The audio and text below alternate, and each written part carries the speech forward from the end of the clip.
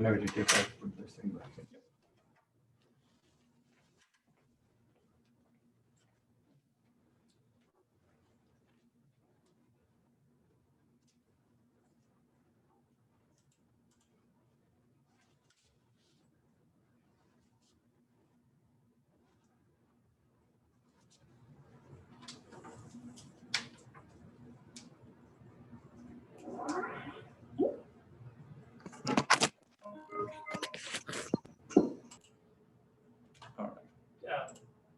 Just a quick thing, you guys, online folks, I mean, Kashmir and Ratik, you guys know how to switch back and forth between the video stream and the PowerPoint. Just make sure you are able to do that, because we will be doing some exercise on the board as well, just to make sure.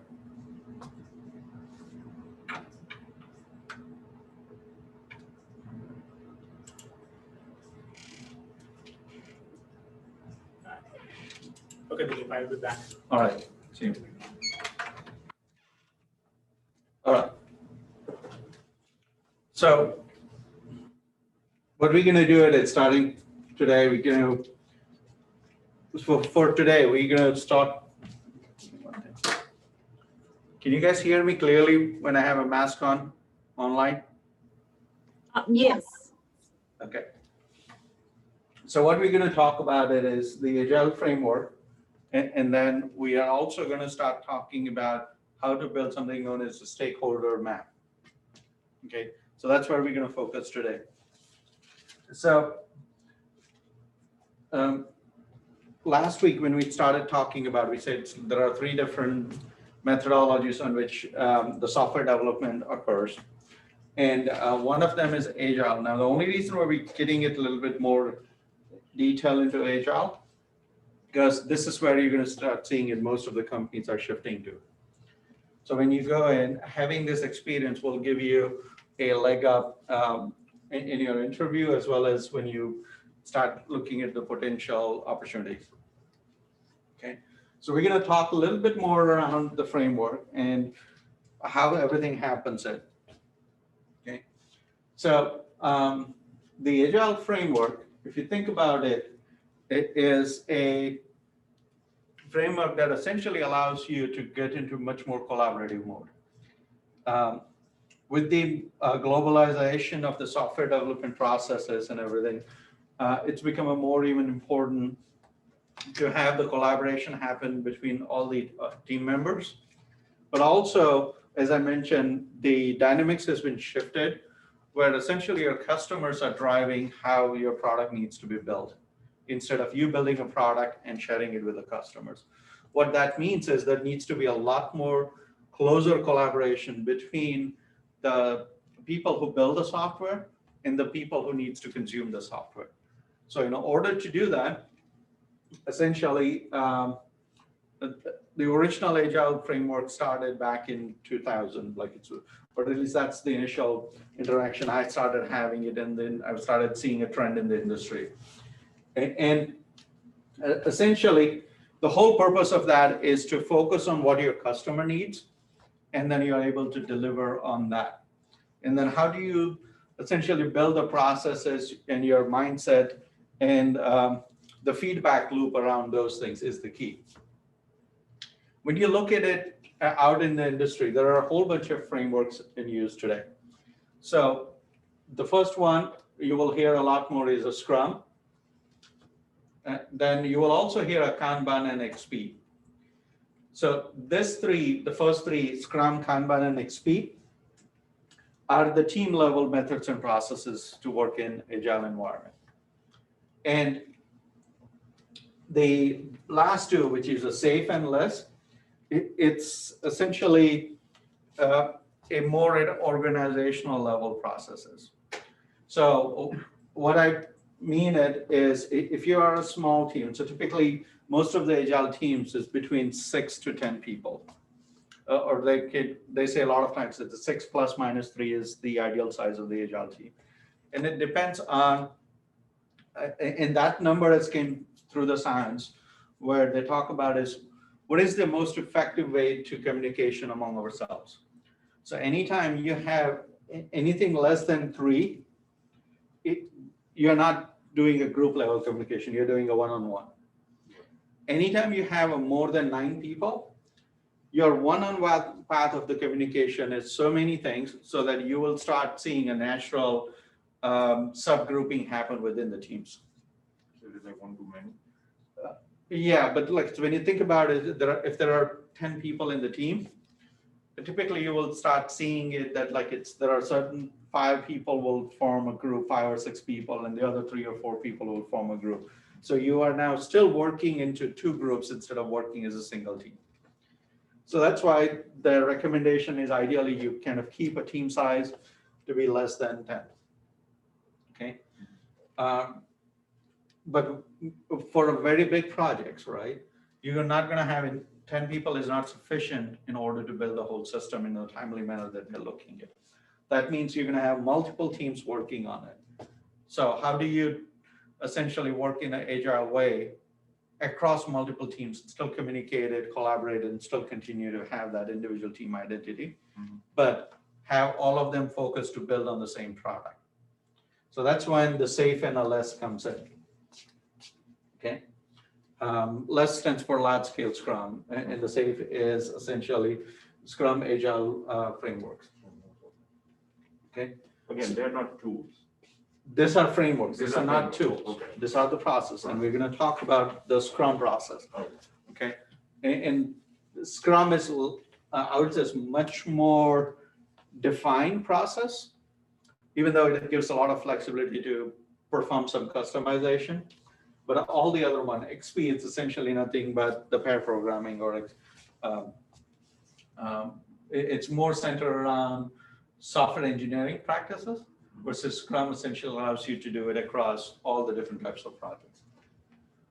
So let's talk about the Scrum framework, because that's what you're going to most commonly see it in pretty much industry. You're still going to see Kanban, and I'll talk a little bit difference between the Scrum and Kanban once we have gone through the Scrum process. Okay, so when you look at it, right, it's a framework that essentially allows you to build a complex product. Okay, it consists of different roles, different events, and then it talks about the different artifacts, and then they have certain rules around it. So if you just go to scrum.org, they have a good 17-page Scrum book. What I would recommend strongly is you go download that book and read through it. Okay, it'll give you a lot more detail into it. Okay, so a lot of times you will hear the Scrum framework is known as 3-5-3 framework. Okay, and what 3-5-3 stands for is 3 roles, 5 events, and 3 artifacts. So let's talk about each of the roles, and then we will also talk about the artifacts. So the 3 key roles are the product owner, Scrum Master, and the actual development team, or a lot of times known as a Scrum team. Okay, so remember, what is the purpose of getting away from your traditional methodologies into Agile? Is the need to collaborate with your business users and with your development team. So one of the key role in the Scrum team forms is something known as a product owner. Product owner, depending on what you're seeing in an organization and how mature the organization is in their Agile process and implementation, you may see somebody from a business playing that role, or you may also see somebody who is a lead type of role within the IT organization plays that role on behalf of the customers. Or sometimes if you're building a service-based product, then it is somebody who has access to all the services and influence to all those services. Okay, and the role and responsibility for that particular person is going to be, they're going to focus on maximizing the value of the product. So they constantly look at it and identify what feature, if I build it, will add the maximum value to the product and to the business. Okay, they are responsible for the entire delivery of that product. So they are responsible for all of the work done by all of the development teams, which falls under that product. Okay. They're responsible for something known as the management of a product backlog. Now, product backlog is nothing but a list of the feature and capabilities that needs to be built into the product. So if you think about it in a traditional sense that what we've been talking so far, they are responsible for managing all the requirements and identifying and prioritizing which one will need to be built first and which will need to be built later. Remember, Reg, we said that, right? So you will have a vision, and then you will have every increment. So for every increment, right, they need to think about, hey, this is what we're going to build in the next 2 weeks. This is what we'll build it after that.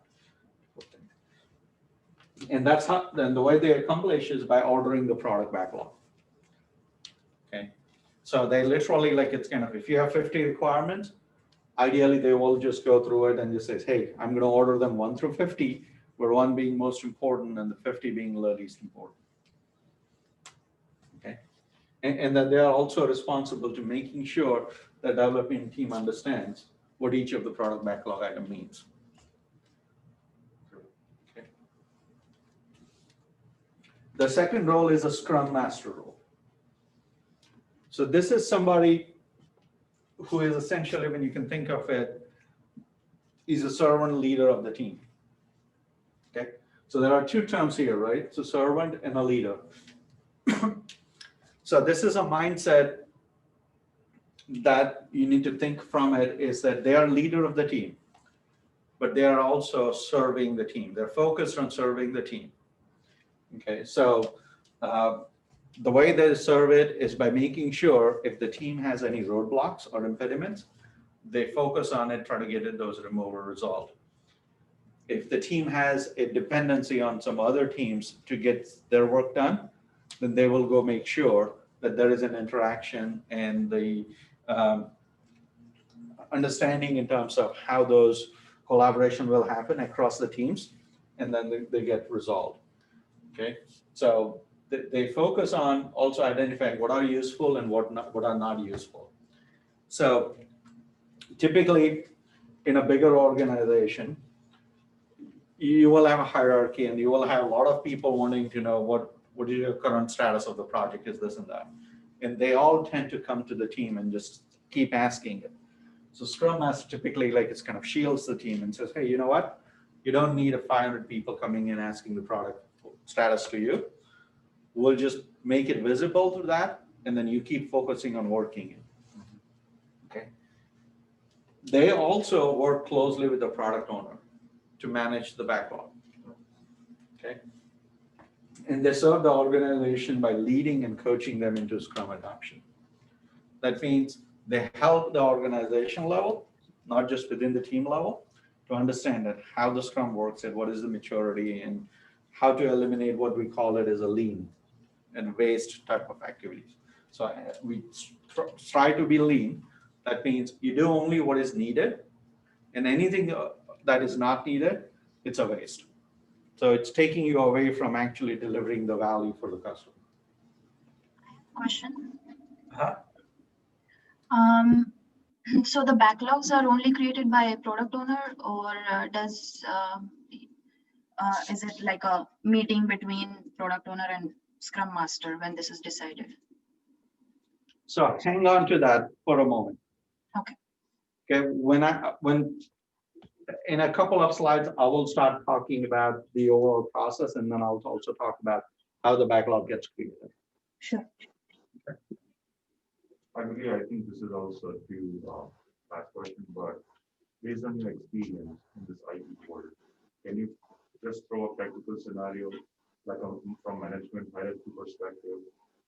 What is the role of Scrum Master and how is the role of product owner? And based on that, how do you delegate these responsibilities?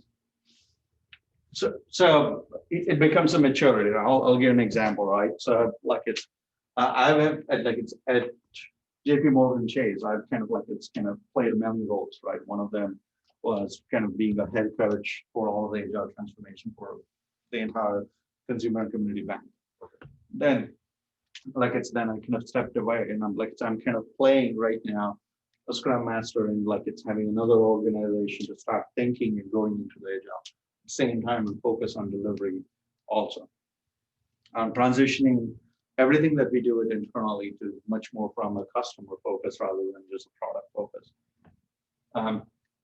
So when you think about it, right, you have a product owner, which are responsible in terms of delivery of the actual product, right?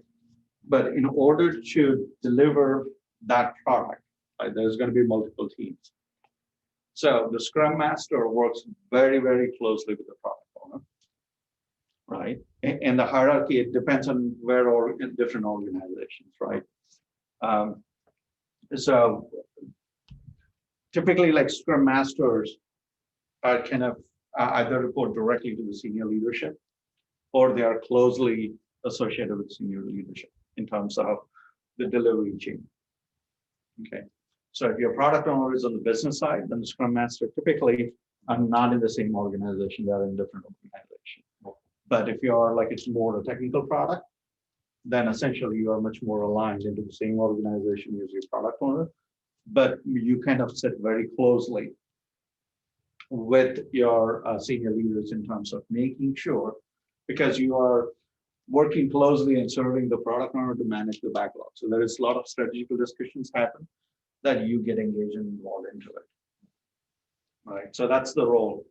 I would not say it's a lot of people are in the hierarchical mode because you have to start thinking about a flat organization, right? If you think about lean processes, you cannot have multiple hierarchy of the people dictating it, the priorities, right? If there are 10 people telling you to 10 different things, they all are important.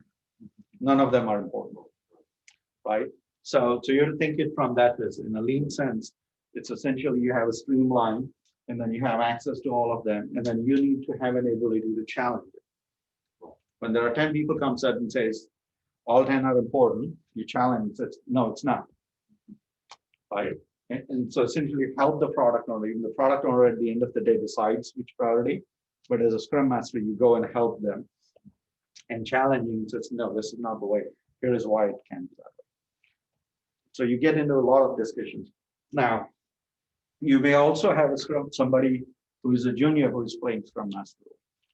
In those scenarios, they are much more focused only on the team and then not too much on that. Now, when you look into a large scale Scrum or a less framework, right, where a product team involves many teams. So in that case, you may have multiple Scrum Masters, some serving certain groups of two, but then one or two of them will be stepping up and taking the lead role where they are working strategically with the product owner. So organization hierarchy-wise, it's going to be all different based on your experience and your comfort level interacting with the senior leaderships. But that's where they get into it, right? So think about it. They are like it's coach of the organization. So in a sense, you don't have a more and more kind of responsibility where a lot of people are reporting to you, but you are influencing a lot more broader organization. So it's like it's different skills, but that's what that Scrum Master's role is. Okay. And the third key role in the Scrum is the development team itself. So think about it. The product owner provides the vision and the priority of what needs to be done. Scrum Master helps you with the process in terms of streamlining interactions, eliminating the impediments, right? And then they also continuously coach the teams. So think about it. They mentor the teams and look after the teams to make sure team is constantly growing and maturing. All right. So when it happens, right, don't think of it as a hierarchy. None of those team members report to Scrum Master. In fact, like most of the time, Scrum Master is more or less at the peer level, right? But then they depends on what hat they're wearing. They're coaching the organization. They are much more at the senior level. But if they are like it's kind of coaching the team, they are more or less at the peer level. And the development team itself, they are the one who has the skills to build that software, to build that product, right? So if you're playing a business analyst role, most likely it will be one of the roles in the team. Now, when I say it's one of the role in the team is, when you get into the Agile, it becomes more a responsibilities rather than a specific role, right? Because you are part of the development team and you may have a skill of a business analyst, so you're playing up any roles and responsibility that comes around that. But some of the people may eventually expand it into the testing capability. They may also expand there into doing some basic coding or basic structuring around things, right? So this gives you an opportunity to essentially expand your skill levels beyond the vertical, where people used to do it silo. Hey, I'm just a BA. I write the requirement, throw over the fence. Well, if you're going to collaborate it, you need to be sitting with the team and working with the team and addressing it, right? So this is the key role, right? Each three combined together essentially forms the engine that then delivers the value in the software product. Okay. As I say, it's a cross-functional team with all the skill needed to build a product increment. So product increment is a term that they use it after every 2 weeks. Whatever you deliver, right, needs to work on top of whatever the product was there before.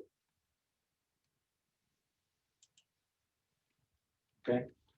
So every 2 weeks, you keep building the delivery. So whatever the results of the software product is at the end of the 2 weeks is called a product increment. Okay. As I mentioned, it typically consists of 3 to 9 members. Any questions about the 3 roles? All right. So so this is essentially, if you think about it, it's a Scrum in a single picture. Okay. So, and we'll talk about each one of the events as we go in more detail.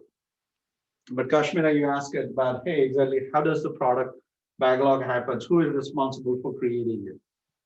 So think about it as in Agile teams, they work with the tools that essentially allows them to organize all of the work that they need to do it.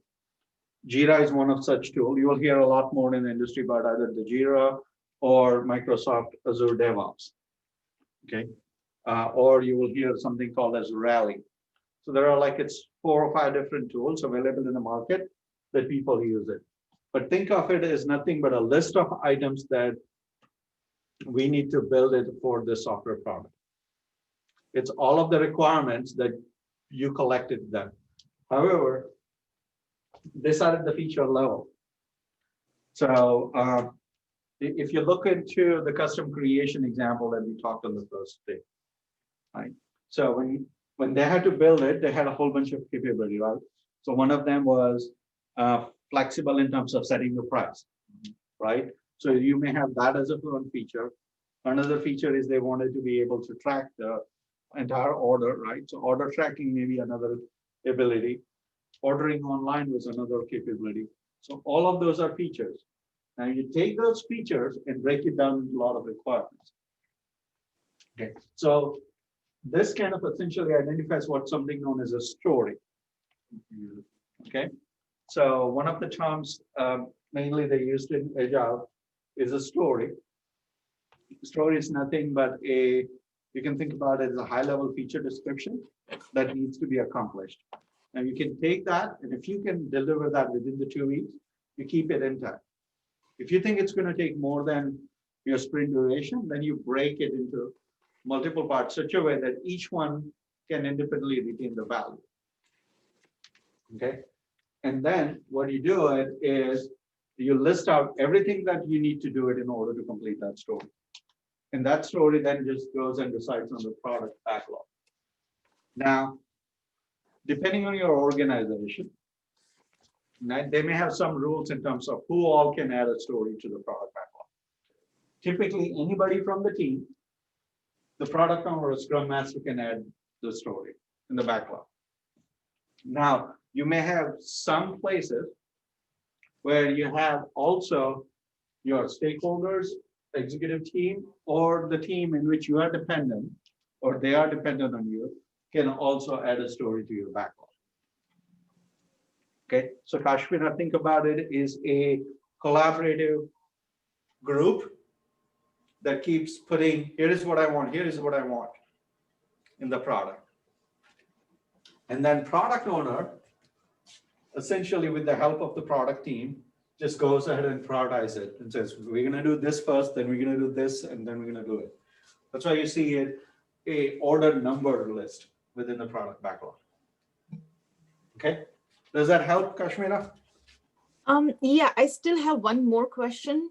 Uh-huh. So when it comes to the anatomy of the Scrum, Mhm. the product owner is the one who basically decides the hierarchy and decides the features and stories, and then it goes to the team. So where does the BA come in this picture? Is it I'm not done yet, right? okay? But do you understand how product backlog works? Do you understand how the product backlog works, right? Yes. So once the story goes in here, right?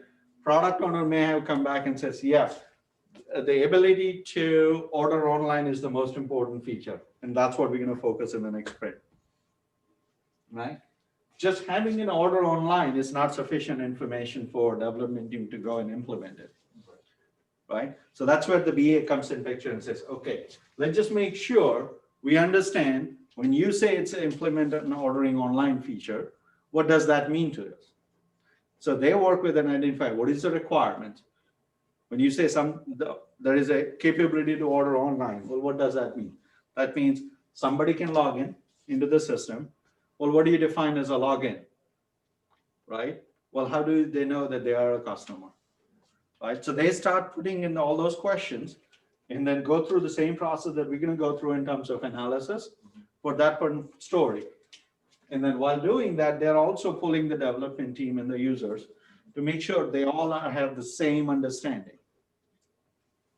Okay, so within the every story, right? So there is a term that they use that, hey, story is nothing but a 3 C's. Okay, so typically first C is the card. That is the high level. We are going to go ahead and enable online ordering capability in the system. That's the story. So that's what its card gets created. That's what you're going to do it. Second part is the conversation. So that's where the BA comes in, right? Or somebody who has a skill of the BA comes in and starts having those conversations and outlining and that understanding to make sure what it meant to the product owner, business user, or stakeholder, and what it means to the development team is one and same thing.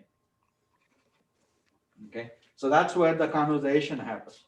And once those conversation happens, they also talk about the confirmation.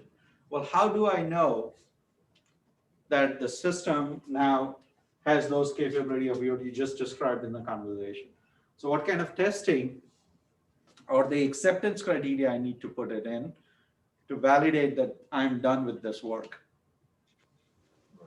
Okay, because remember, somebody just say that, hey, we need to have an order online capability. Well, how do I know that system does now actually provide that? What are the things I'm going to test it to validate that? That's called a confirmation, right? So every story gets done with those 3. And that's why there is also a term called definition of ready. What it means is that, do we have enough information so that we can start actually working on this story now as a software developer?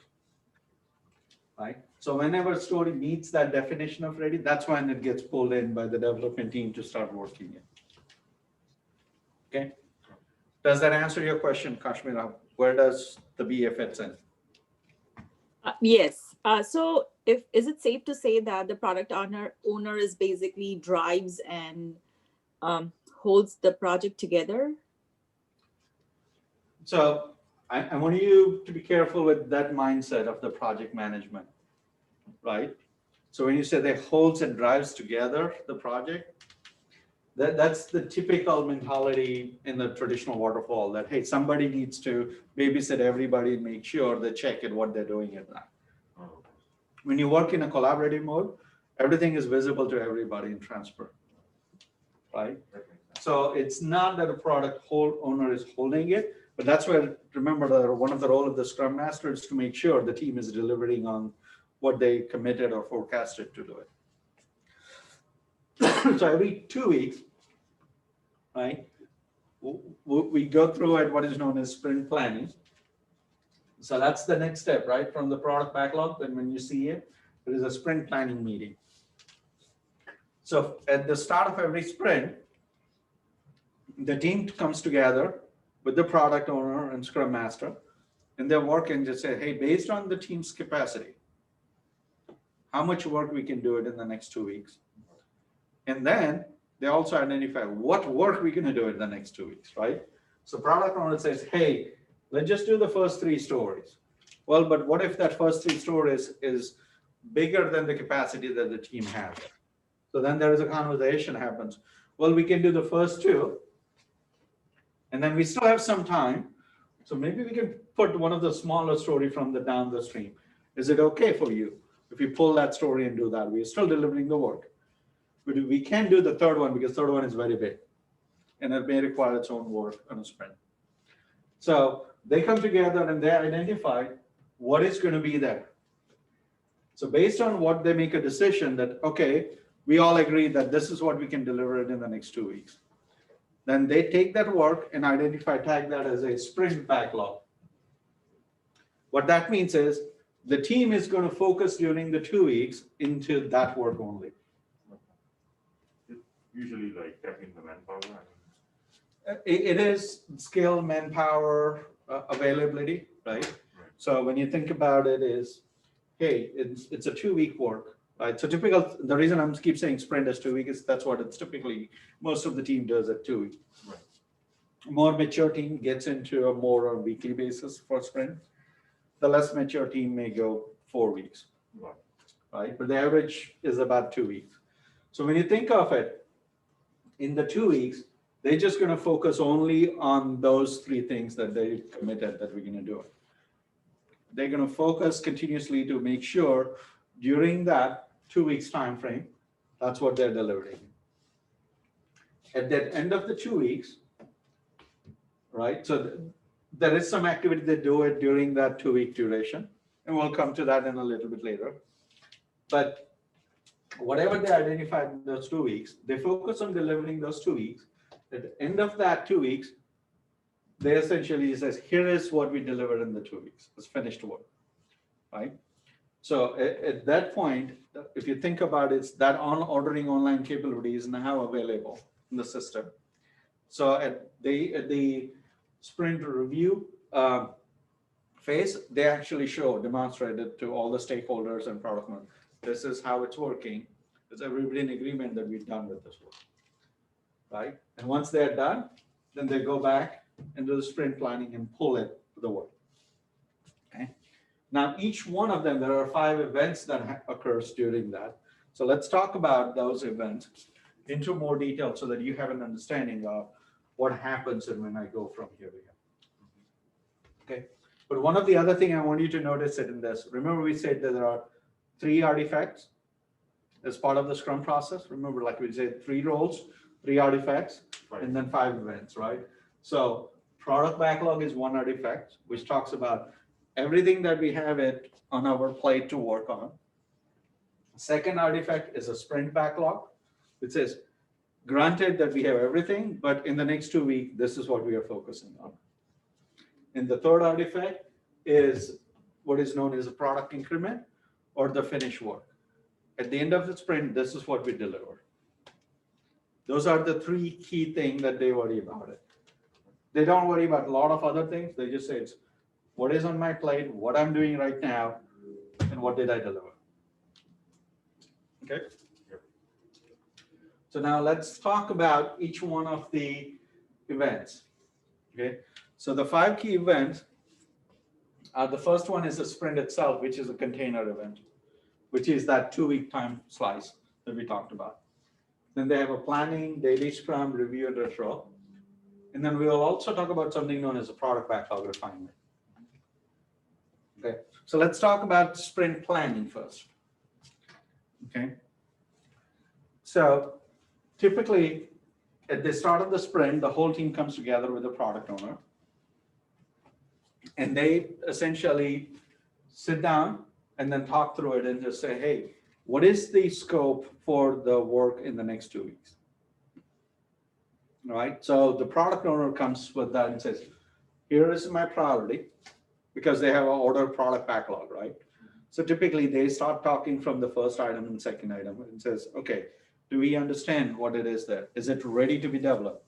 Remember something that I said, the definition of ready, right? So the BA has already by this point has gone in and defined, worked with all the product owners and got that understanding so that everybody knows what needs to be done.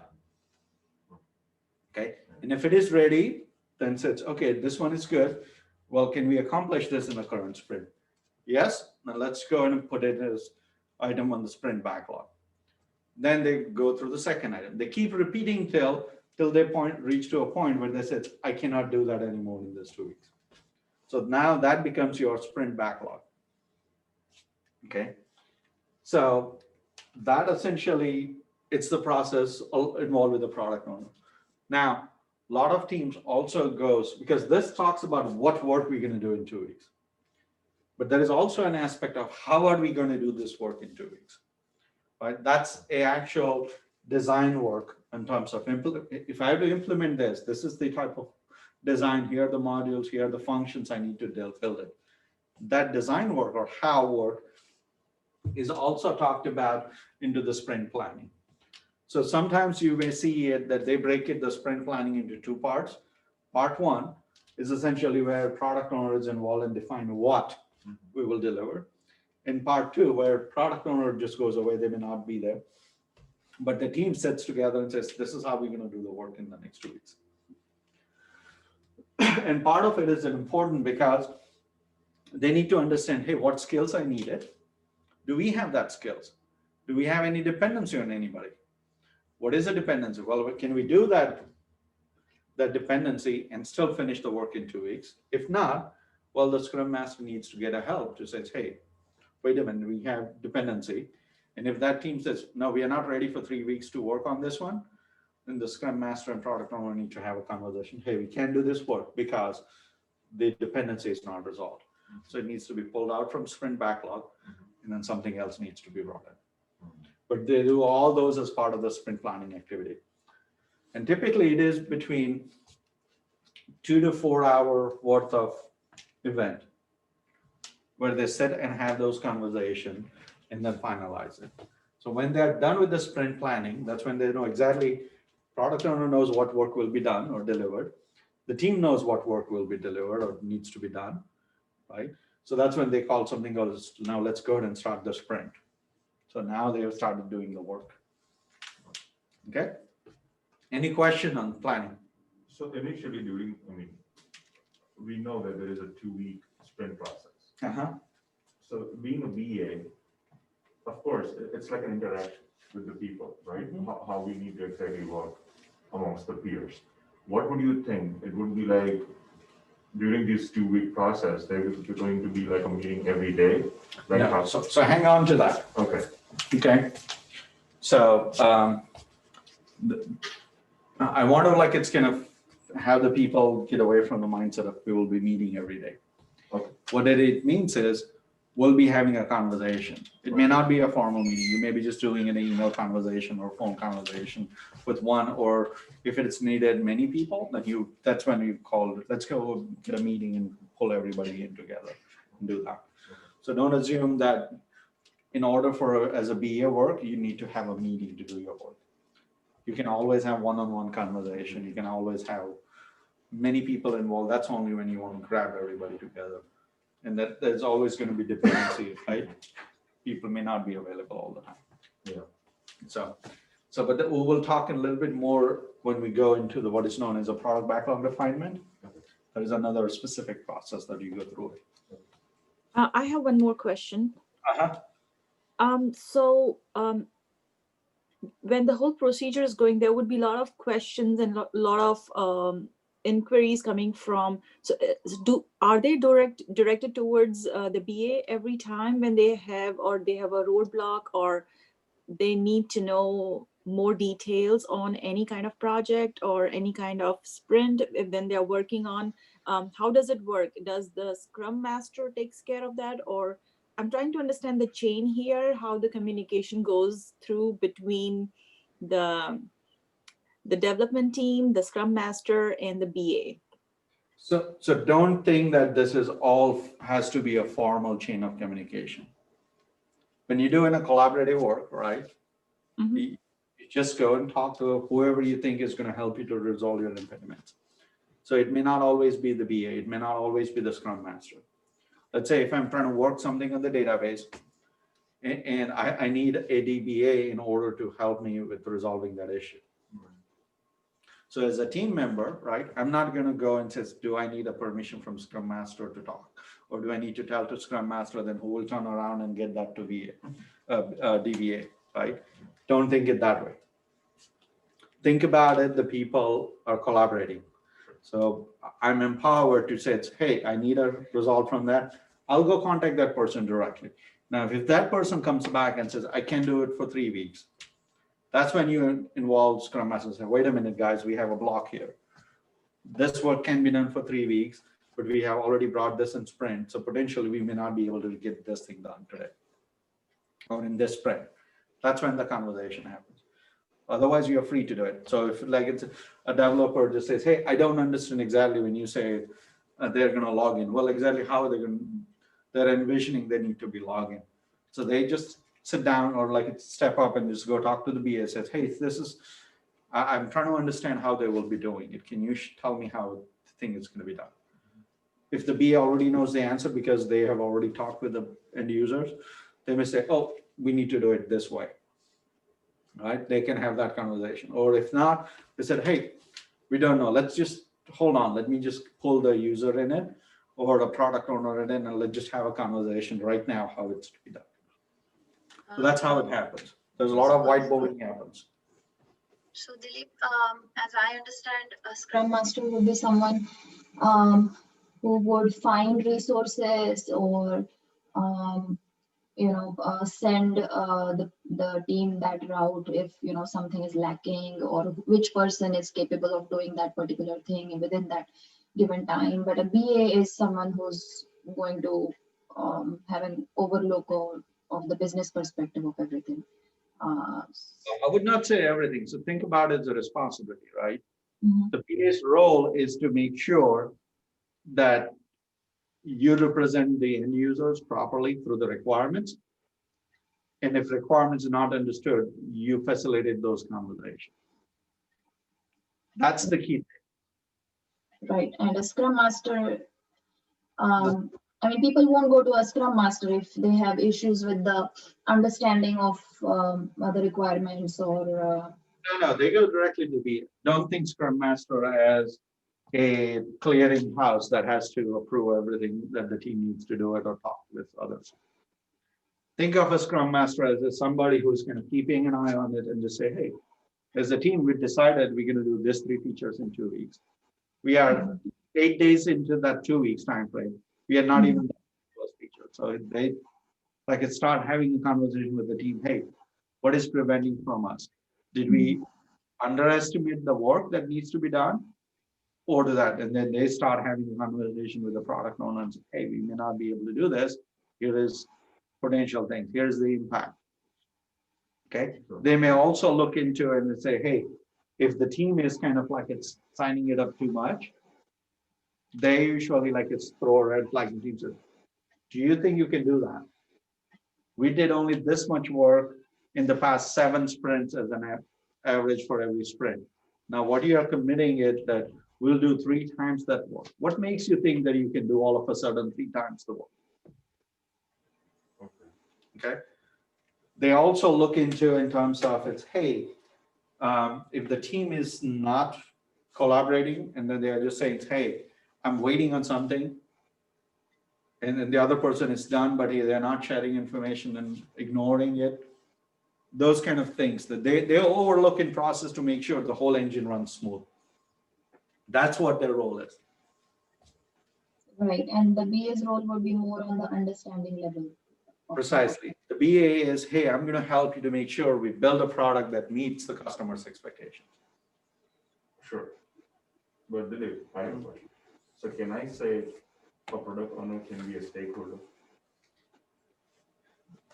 Well, they definitely have a stake, Okay. right? But they are the one who is making a decision of what needs to be done. Right, what because is they're not the done. ones who are actually, defining us, what are the features that they want to add or Right. blah, blah, blah. Right. So they stakeholder, right? But Right.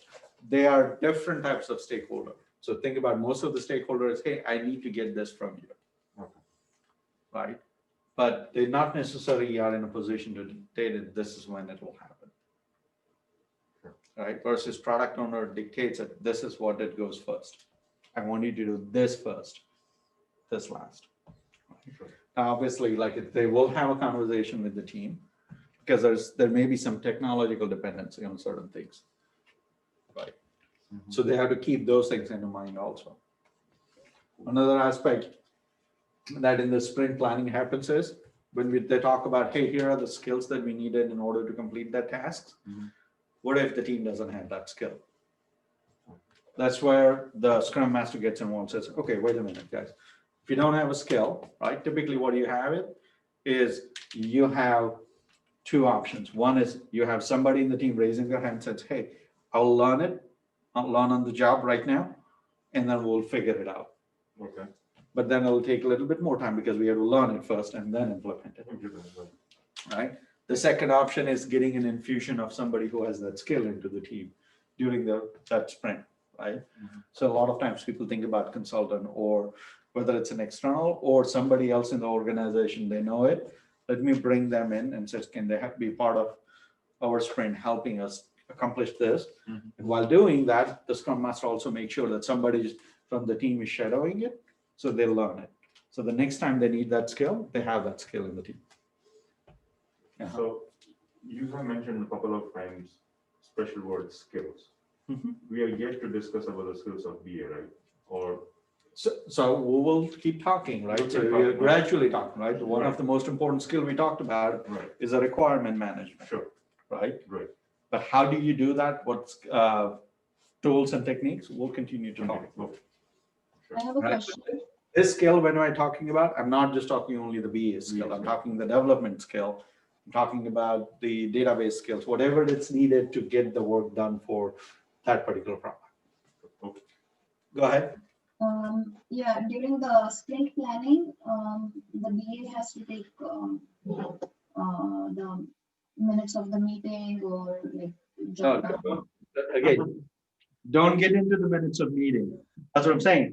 Think what I say is lean and eliminate all the waste. Yeah. What is the purpose of the minutes of the meeting? So that everybody's on the same page and know what was talked, right?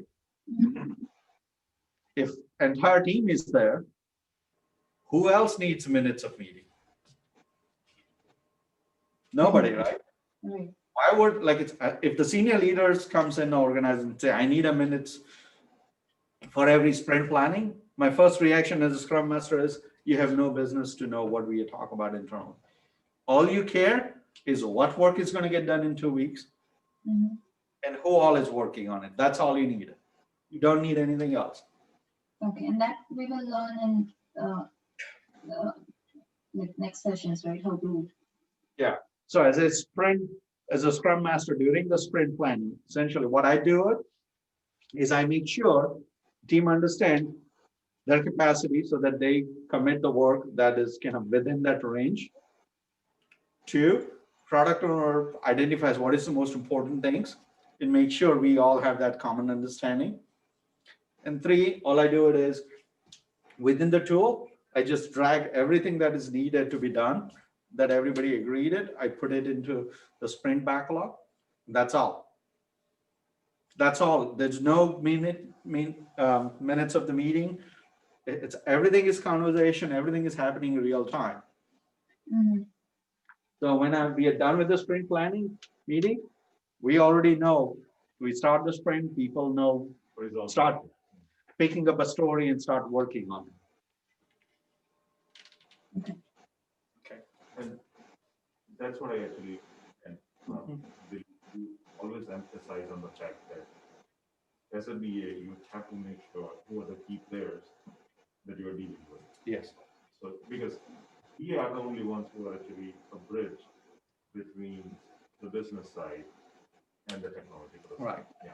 Yeah, so think about it. They are the people who has right skills and the right techniques that they use it Right. to get information out from the user's head in terms of what they wanted, Sure. to put it so that everybody understands on the team. Yeah. So that when they implement exactly what business is looking for.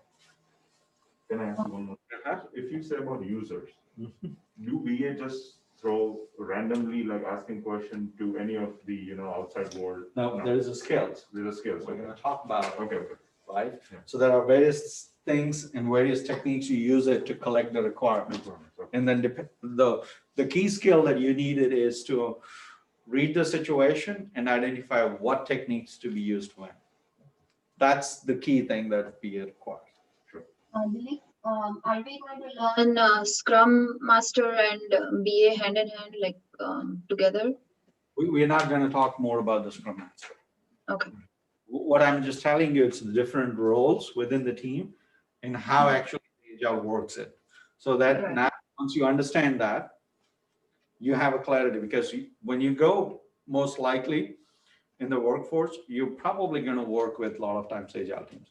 Now, if you don't work with the Agile teams and you work in a traditional waterfall, that's fine, because every skills that you learned it, you're just doing it, everything together instead of doing one sprint at a time. Mm-hmm. That's the only key difference. And then most of the work that we will do it, the tools that we use it are more geared towards Agile. Okay. Then the second event that happens it into the Scrum framework is the daily Scrum. A lot of times you will hear the word as daily stand-up too. Okay.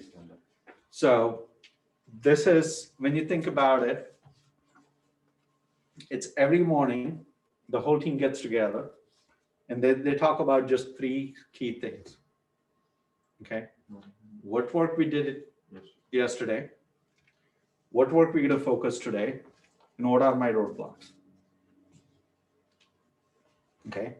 So this one is designed so that the entire team knows what work we accomplished yesterday and what we're going to do today.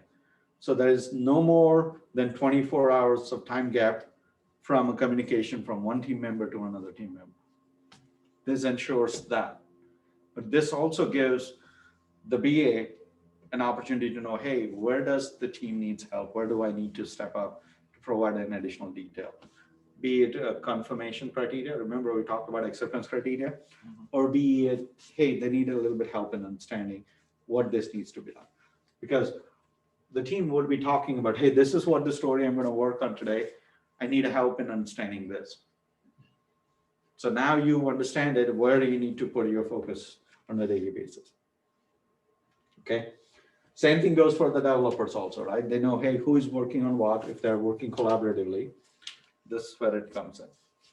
Gives a Scrum Master thinks that, hey, if I'm seeing the work that has not been progressed for the 3 days because of some roadblocks, I know that I need to put a little more emphasis, dive in, and help the team to get through that. Okay. So this is the whole purpose. This is again not giving a status report, right? I attended 2 meetings yesterday for this, then I went this and that. It should not be that. It should be focused on, this is the work that I did yesterday. And typically it's no more than 15 minutes. So when you have a 9-people team, think about it. You get only a minute or a minute and a half to talk about what activities we did. Okay.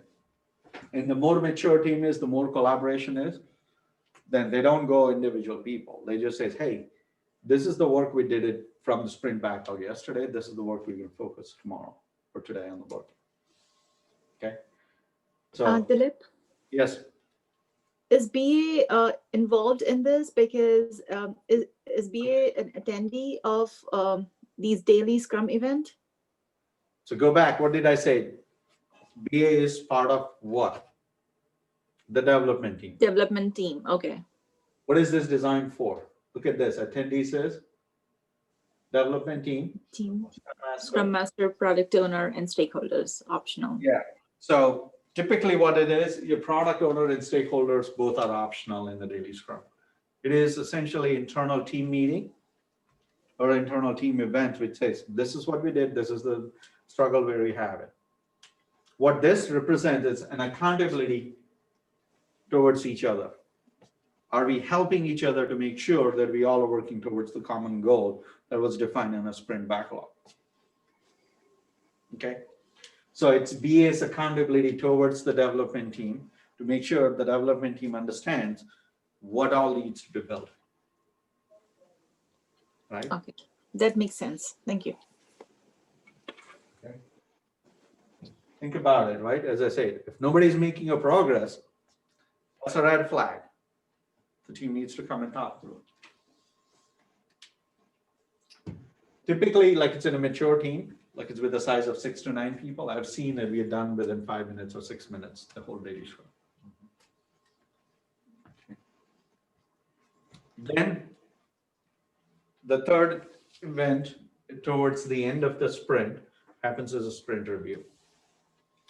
So this is the event, like it's definitely, it happens once sprint, but more mature team, as soon as they are done with the work, they may just working quickly with the stakeholder and they may be closing it out, right?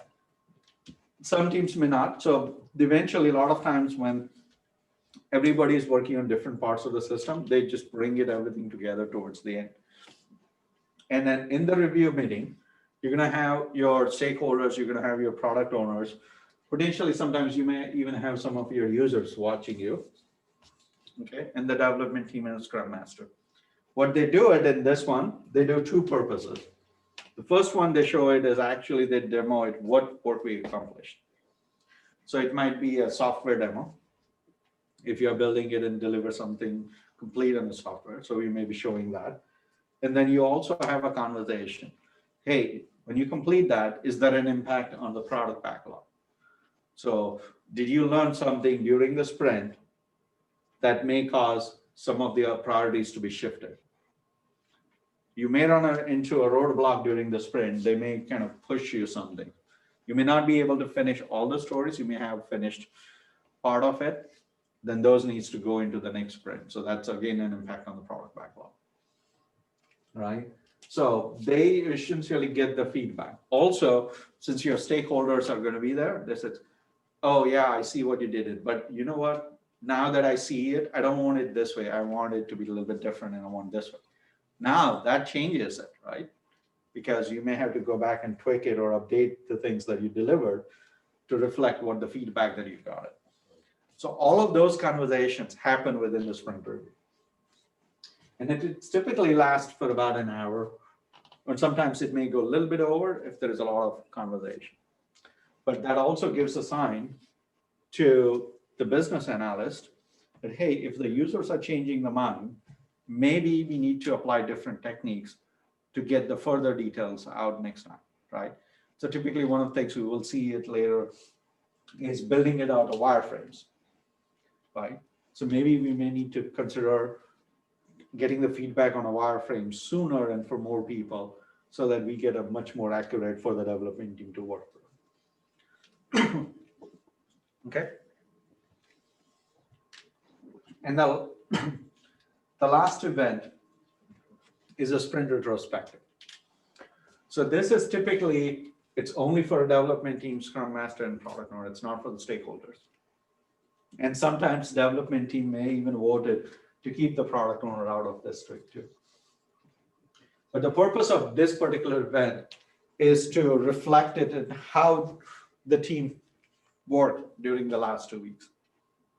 Right? This happens after the review. This is the last event happens in the sprint, where they look and says, hey, how did we work? What did we learn? Right? You may figure it out, hey, we thought that we needed this skills, but the work was much more complex. We needed a much more higher level of skill and much more experience in that. So you flag it and say, hey, this is what we did. Or things is that, hey, somebody didn't do their work. This is an open conversation and says, hey, you know what? We couldn't finish it because you didn't finish the work. Or is it? But it is not more a finger pointing, but trying to understand why didn't you finish it? What was preventing you from getting it done? Let's talk through it. Right? So don't think that this is finger pointing and blaming each other. It's not for blaming. Right. For God's sake, it's only 8 to 9 people in the team. Right. If you can't talk through it transparently, you're always going to have a problem as a team. Right? But you should be at least trustworthy that you would say, hey, you couldn't do it. Or hey, somebody recognized, hey, I couldn't do it, but somebody else in the team stepped up and helped me to get things done. All right. So this is all those kind of conversation. It also talks about, you know what, we were trying to do this. As a BA, you try to get the wireframe to this 2 people. But when the review came in, there were some other people came in who were much more powerful in terms of the user base and represented a lot more users, and they didn't agree with this design. So let's just make sure we put into our process that the next time we go through the iteration of the wireframe, we not only talk to this people, but we also talk to this 3 groups also, right? So you kind of jot down, here are the improvements we're going to do it in the over process, sprint over sprint, so that we can be a much more better in terms of what we deliver. So all those conversation happens into it. You also identify, hey, we missed this whole requirement. Well, why did we miss it? What was the root cause behind it? Was it time? Hey, as a BA, I was keep trying to get it, but that person just keeps showing busy. He will never show up into any of the calls. But he showed up in review and just said, hey, this is not what I wanted. Right? So those kind of things. There may be also a conversation, right? If the product owner pushed you to take more work in the sprint and you couldn't do it because you knew that it was not your capacity, you flag it and you talk through it. Hey, how are we going to deal with the product owner who keeps pushing it more and more? Let's talk about the different ideas. All those things happen. They identify, hey, what are 1 or 2 things we will do it in the next sprint differently to make it better? And then they go carry it. Dilip, Yes. so sprint review is basically just what you've achieved, but sprint retrospective is more about what roadblocks have we faced and how we can make it better next time, or Yeah, so it's a little bit different, right? So you can still talk about some of the roadblocks in the sprint review also, right? Which is talking about what aspect. What did we do? What we didn't do it? Why couldn't we do it? Type of thing. Retro just focus on it is how did we actually do the work? What behavior essentially we want to continue to help us to make sure we are a better team? What kind of things that we observe that we need to stop doing it? Right? So for example, you may just talk about, hey, we have a daily stand-up that lasts like 45 minutes every day, where people try to solutionize everything. And you know what? I'm wasting my 45 minutes because I'm standing up in the daily stand-up and they're talking about an issue that is, they're going to work on, it's nothing to do with me. But now, since we didn't finish the daily stand-up, I'm still standing there and wasting time. Can we be much more concise and go back to 5-minute conversation where we quickly talk about it? If it's something that requires much more discussion and much more design or troubleshooting, can we take it after the daily sprint is over? okay, so much more on a broader level in retrospect. Simple process and it's self-reflection. Right. Okay. It's a feedback around how did we do as a team? What did we need to improve it in our behavior? Okay. So, Process, right? Don't get me wrong, but I did heard that sometimes sprint meetings are ended up like a fish market. Like there's a lot of arguments, and that's how it gets ended up. Right. Is that So true? to me, the arguments is not necessarily a bad thing. Argument is good so that as long as it's focused on how we make the product better. Okay. Right? If the argument is focused on blaming each other, that's when there is a problem. Okay. So think about it. What you need to focus is on facts, right? And why do you think? If you think your design is better, you can definitely have an argument that says, this is the reason why I think it's going to be better. Here are the strengths of this design. Here is the things that we're going to run into it if we follow the design that you're proposing. Having those kind of conversation and argument is completely fine. It should be, because that's going to make your product better. Is it a BA's job to make sure that the conversations don't drift apart from the, Now, it's, again, nothing like that? have you ever encountered a discussion around the teenagers? Arshal is smiling at me. Do you feel that you're in control Yeah, of I this? have a preteen, so yeah, we are pretty much on track. Okay. So if you think of that, like think about it, these are 9 adults that you're dealing with. So don't go into it says it is my responsibility to keep everybody on track on the team. It's not. Not the job description of a BA then. It's not job. It's not. It's anybody who thinks that they can do it.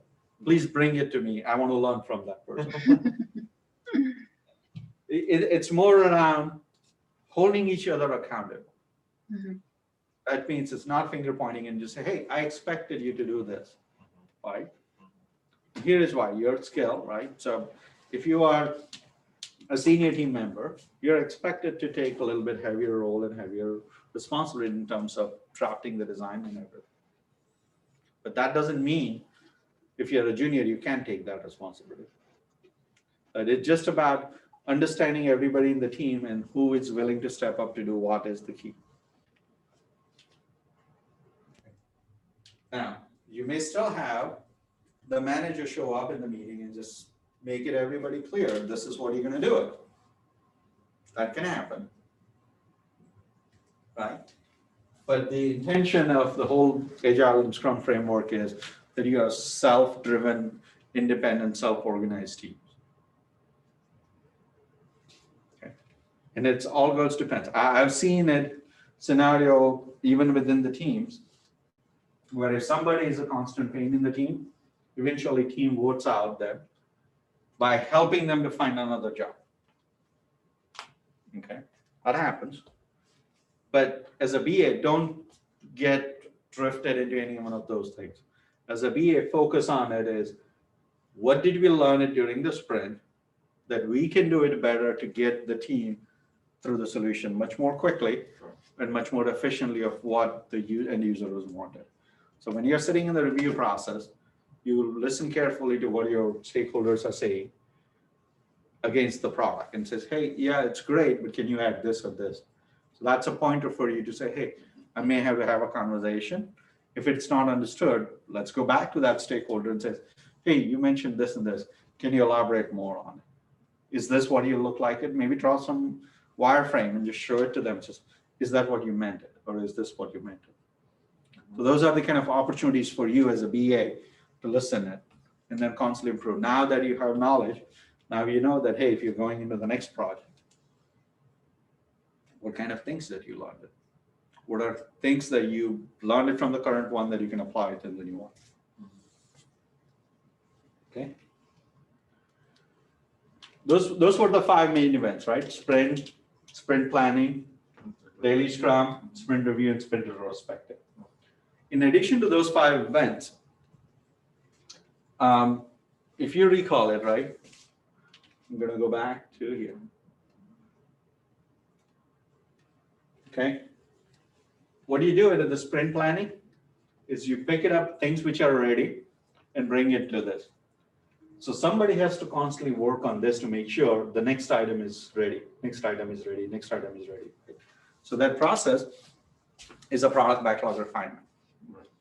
Okay, that's where this BA plays a critical role. Okay, and typically that process is scattered throughout the sprint to get prepared for the next sprint. Okay, so typically you spend about a couple of weeks, couple of hours every week to go and pick a story, talk through it and understand it, what it is there. And as part of it, you learn it and you continuously to have the conversation with the stakeholders. Okay. The purpose is that every story that you try to bring it in the sprint planning as part of the consideration for the sprint backlog should be well-defined. And you need to make sure everybody in the team understands what work needs to be done for that particular story. Okay, so that means you need to understand what are the external dependencies What are the timeline that you need to make it available? Get the specific examples, right? If somebody said that, hey, process a credit card, well, can you give me an example? What does it mean? Right? Lay it out here potentially. So if I'm using a calculator, right, as an example, let's say we're building a calculator and you say, hey, it should add 2 numbers as the feature. Well, can you give an example? So let me give you 2 plus 2, it should come out as 4. 3 plus 5 should come out as 8, right? So when you're giving specific example, it becomes very clear that people can use it to test it. Is my calculator working properly or not? Okay. So that's the role that the BA plays it to make sure the story is ready. They pull in whatever the developer, they think it needs to work on that story. Also, along with the user, make sure everybody's on the same page. Make sure they listed out all those details into that story for the developer to follow up on that, including the confirmation criteria that I was talking about. Okay. You guys good, understand? Yeah. Does that help it in terms of, as a BA, how do you play an entire Scrum process and where do you put a lot of your effort and emphasis? Yes.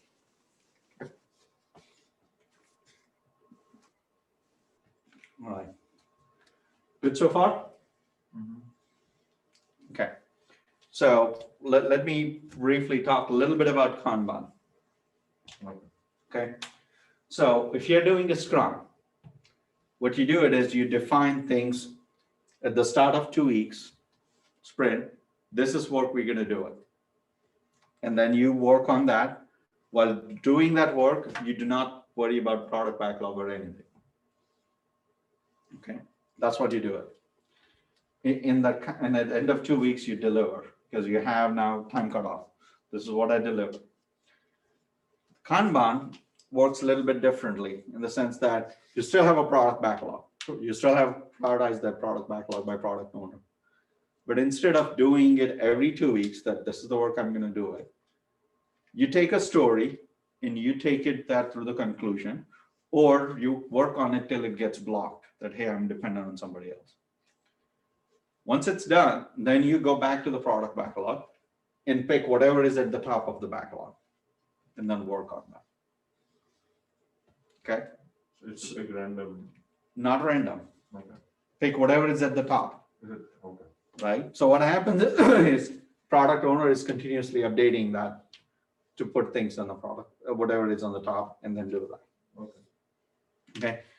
This Kanban, typically it's used when you are like, it's kind of doing a production support type of work, right? Where, hey, I have all this maintenance issue that I need to fix it. But there is a new one came up, which is much more higher priority, then they automatically put it at the top of the backlog. And the next thing that you pick it is that. So think about like if you're doing a house maintenance, right? Hey, I need to do a paint job, right? I need to fix a little bit of chipping in the windows.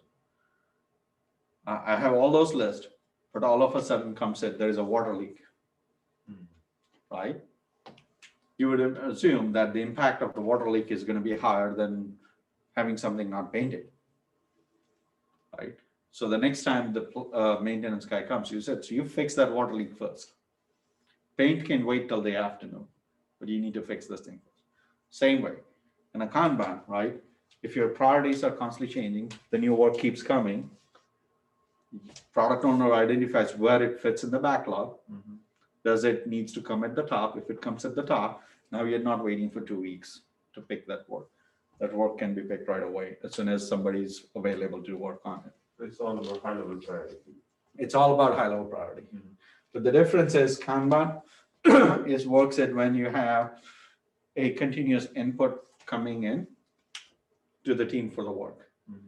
But in a software development work, right? You're not changing every hour what you wanted. It's kind of pretty much more well-defined in terms of, hey, I want this capability. So it's much more effective as a Scrum. If you're doing in a support job, Kanban is more effective. That's the only key difference you can think about. There's a lot of other throughput and all those consideration comes in Kanban to see how effective the team is versus Scrum. You see how they're doing every 2 weeks. Okay? Yeah. All right, let's take about 5-minute break, Mhm. and then we will go get into the business analysis work. Very good. Okay, in terms of, now we will start talking about the techniques and tools. Now we'll go into, now that you understand the process of when you get engaged, Sure. you understand what is the requirement, we will start getting into how do you go about it. Sure. Okay, so let's take a quick 5-minute break. Yeah. What time it is? It's 10:14. How about we start back at 10:20? I'm recording it, yes. I'm gonna pause it. Fine.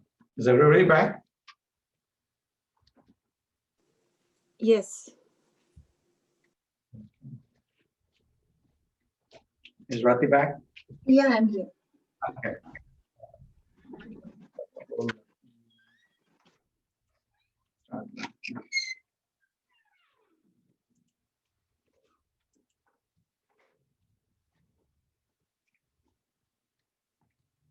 All right.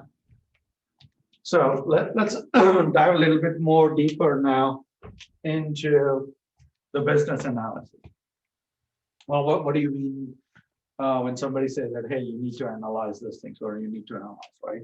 So we started doing a little bit of that by looking at the business problems and try to analyze it, exactly what they are trying to do, right? So one of the first key thing that you focus on as a business analyst is every work that you do, it should be focused and centered way around what is the requirement that the business is asking you to do it. Okay. So you typically, like, it's assist in building a technical solution to the problems. But in order to build a solution first, you need to understand what is the problem, what are the pain points, and actually what is the scope that what you're looking for, right? So that's the key role that you do is what, why, and how, right?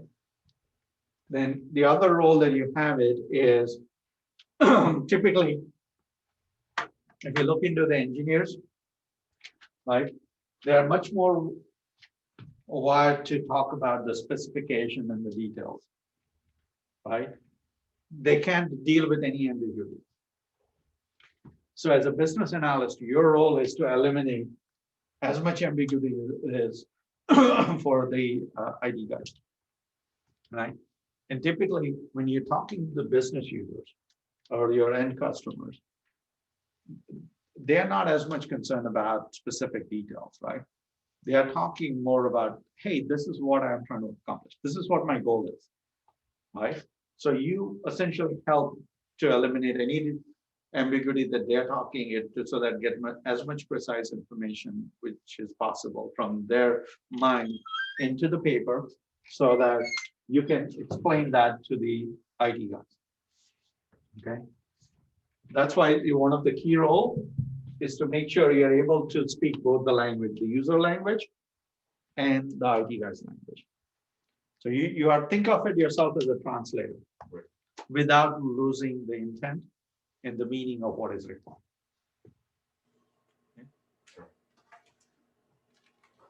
Okay.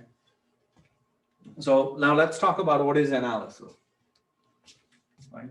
So a lot of times people say, hey, just ask a whole bunch of questions and you're done, right? Unfortunately, there is a science behind it. It's not as easy as what people make it on, right? If it were to be easy, it would not be a separate dedication. People would not be willing to pay you thousands of dollars a year to do that work for them, right? So analysis is nothing but it's a formal process. It's a lot more precise than what people think of. And the goal for that is to maximize the chances of discovering the information that you need. Okay. And while doing that, you want to minimize the actual amount of time it takes it to figure it out what needs to be done. Okay. So that's the analysis process. Right? You need to take that process and break it down into the simple different parts so that you can clearly understand, hey, I need to do this first, then I need to do this in order to get that information out and precisely. There are a lot of techniques involved and a lot of tools involved with that. The two key things you need to understand it is inductive logic and deductive logic. Okay. So whatever work you do it is essentially at the end of the day comes out into the two different types of analysis. One is known as inductive analysis and other one is deductive analysis. So when you talk, what is each one of them? Let's talk through it, right? So inductive analysis is when you know a certain piece of information, and then from that you generalize it. Okay, so one of the example which is going to show it here, right? If you let go the hammer, right, it falls on the ground. Right? You try it a couple of times, right? And then you, based on that, now you induce it that, hey, if since both the time it fell on the ground, every time then I let the hammer go, it will always fall on the ground. Right? So you essentially do a couple of samples, and based on sample, you generalize the outcome. That's an inductive analysis. Right. So one of the other example you can think about it is if somebody says, hey, how do you check your email from home? And people say, hey, I usually log in tablet. Well, do you always use tablets? Then it's a different question, right? Because now you're trying to confirm it. Mm-hmm. Versus if you just say it's, oh, do you use tablet in the morning and in the afternoon? Yeah, I use it. Based on that, now if you make an induction that, hey, every time you access the email from home, you will always use tablet. That's an inductive analysis. Deductive analysis is much more rigorous proof-based analysis. Okay, where you essentially create outcome of a statement based on a validity of multiple statements. So for example, right, here's a perfect example, right? When somebody says, hey, all the fairies are pink, and then you say, Tinkerbell is also a fairy, then you can come to a conclusion, hey, Tinkerbell is going to be pink. Because A, she is fairy, and 2, all the fairies are pink. Based on that, that's when I came out to that conclusion. Okay, so when you're trying to do it a rigorous proof based on a well-known facts, then it becomes a deductive. So this one is, if you think about it, it's right, from a broader, you're coming into a specific. This is one is, you're going it from a specific to a broader category. Okay. As a BA, you should always try to strive for deductive analysis because that's a conclusive proof because it's based on certain facts. Now, whenever it's not possible, you can use inductive analysis, but just make sure then you follow up with the necessary checking. Just like what I said, right? Mm-hmm. You talk with the person and says, hey, you check the email on the tablet, right? Do it in the morning, do it in the afternoon, yes. Do you always do it? Right. That's your checking. When you say, do you yes? I'm sorry, I didn't know. I'm sorry, I was talking to my son. I didn't know I was on mute. Sorry. That's fine. That's fine. So your goal is deductive analysis whenever possible. And when you do inductive analysis, make sure you have checks and balance put in place to confirm the facts. Okay. So now let's talk a little bit more about the mindset. Okay. So when you think about a business analysis, you need to think it from 6 different angles. Okay. Who, why, what, how, when, and where. Okay. So you're trying to understand all the activities, right? So that you can translate that, what user wants it or what user planning to perform to the IT guys thinks this is how the activity will be performed, right? Mm-hmm. So you need to first figure it out, who is going to perform. Think about it, when you build a system is not going to use by only one person. It's potentially not even going to use by one type of person. It's going to be used by multiple different types of people, right? So when I build an Amazon system, right, there are going to be many users. There's going to be administrators. There's going to be a user who is going to go through ordering online. But there will be also somebody who might be providing a service on Amazon. There might be a shipper right? There might be somebody who is doing an inventory update. Right. All those people are different roles, right? Right. So you need to figure it out first. Who is going to perform this activity? Second thing you need to understand is the reason behind that activity. Well, they're going to perform. Great. Why are they performing it? What is driving? What is their key goal or outcome that they're hoping to get it done through this activity? When they are going to perform, right? So they're going to just say, hey, is it driven by certain activities, right? So if I'm in a guy who updates the inventory, well, when I'm going to do it? Well, whenever I get a new stock, or whenever inventory runs low, I'm going to stock it and says, hey, you cannot do that. Or whenever things comes in and goes bad, then I'm going to block that inventory and do it, right? So essentially, the situation which is going to drive them to perform that activity. Then you also need to understand how, right? So you try to ask in detail, well, how do you do that? Well, I log into that system. I go ahead and change that. I count this inventory, which is came out. I update it by that much amount, right? What are the specifics for that particular activity is what you need to understand it. Where do you perform this activity? Well, do you perform from the shipping dock where you're receiving it, or do you get counted? You got to come back to your desk and perform that? What exactly you're performing? Are you doing it from home? Are you doing it remotely? What is the environment where this activity is getting performed? And the last one is what actually the activity is performed. So you have to get the context of this. When you look into from all the 6 views, it gives you the entire context of what is it that you're trying to perform. Now, with all that detail, you can sit down with the IT guys and then tell them, okay, we need to do this because of this. It's going to be kick-started or follows by this activity. This is the environment what it is. And when it's done, this is what it will look like. Okay. So that's the mindset. Now let's talk about the framework, right? So there is a specific outcomes that you need to do it in order to make sure that as a business analyst, you're doing your job, right? You have to make sure you're going it from the highest level to the smallest detail, right? So how do you, this framework essentially allows you to start big and then start slowly narrowing down till you hit the point where exactly the specific detail is now known. Okay. So one thing that we talked about, you need to understand what is the business problem they're trying to solve it, right? And as part of it, there is going to be a lot of people who are going to be involved from the business side or impact, right? A lot of times known as stakeholders, right? So first thing you do it is try to get a stakeholder map. Try to figure it out who all is involved in this, who all are impacted in this. Then you go and just say, okay, now that I know who all is impacted, I need to have a conversation with each one of them to understand what is their expectations are, right? So the way I'm going to do it is I'm going to do the interviews and workshops to perform that.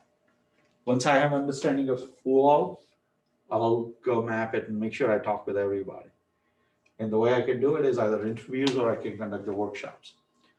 During those, I'm going to gather the information, right? So I need to have a proper interview techniques to get the information out of what I wanted. Then, once I understand that, I'm going to document all of that, right? Or it's formulate them. They may be just saying it in its different words. I need to make sure I kind of iron it out so that it's consistent and easily understandable. Once I have that, I'm just going to go ahead and reflect that back with them that, hey, this is what I captured. Are you okay with that? Is this what you meant? I want to make sure that I'm on the same page, right? So you have to use certain techniques to say, hey, this is what you told me. Let's confirm it, right? A lot of times you have to be mindful because some user may just say, I already told you. Why are you telling me that thing again? Right? So you have to use proper wording. You have to use proper techniques to make sure that there is a confirmation, right? So you can say, hey, let me make sure I understand this well.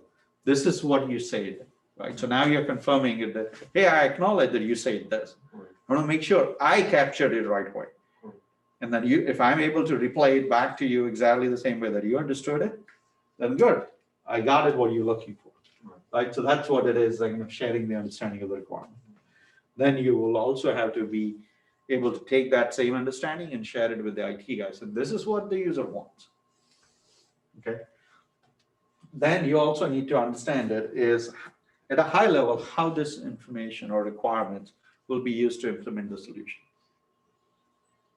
Right? So having that technique is that you need it. Then the last thing you need to understand it is, how do I know if you implemented this? How do I validate that this is what you wanted it to start? What is the acceptance criteria? Right? What is the validation criteria? So that's the high level, right? So you go from 50,000 foot, keep going till you have a validation that this thing works as expected. Any questions on the framework?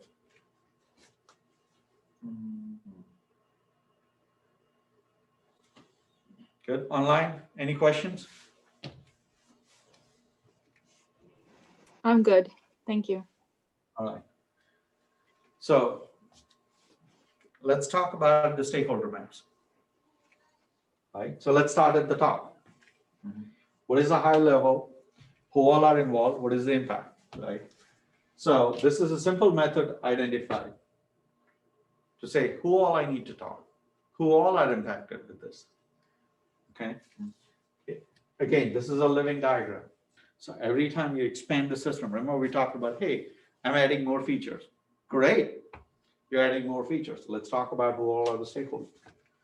Are we adding a new stakeholder, or a stakeholder is now having a new relationship?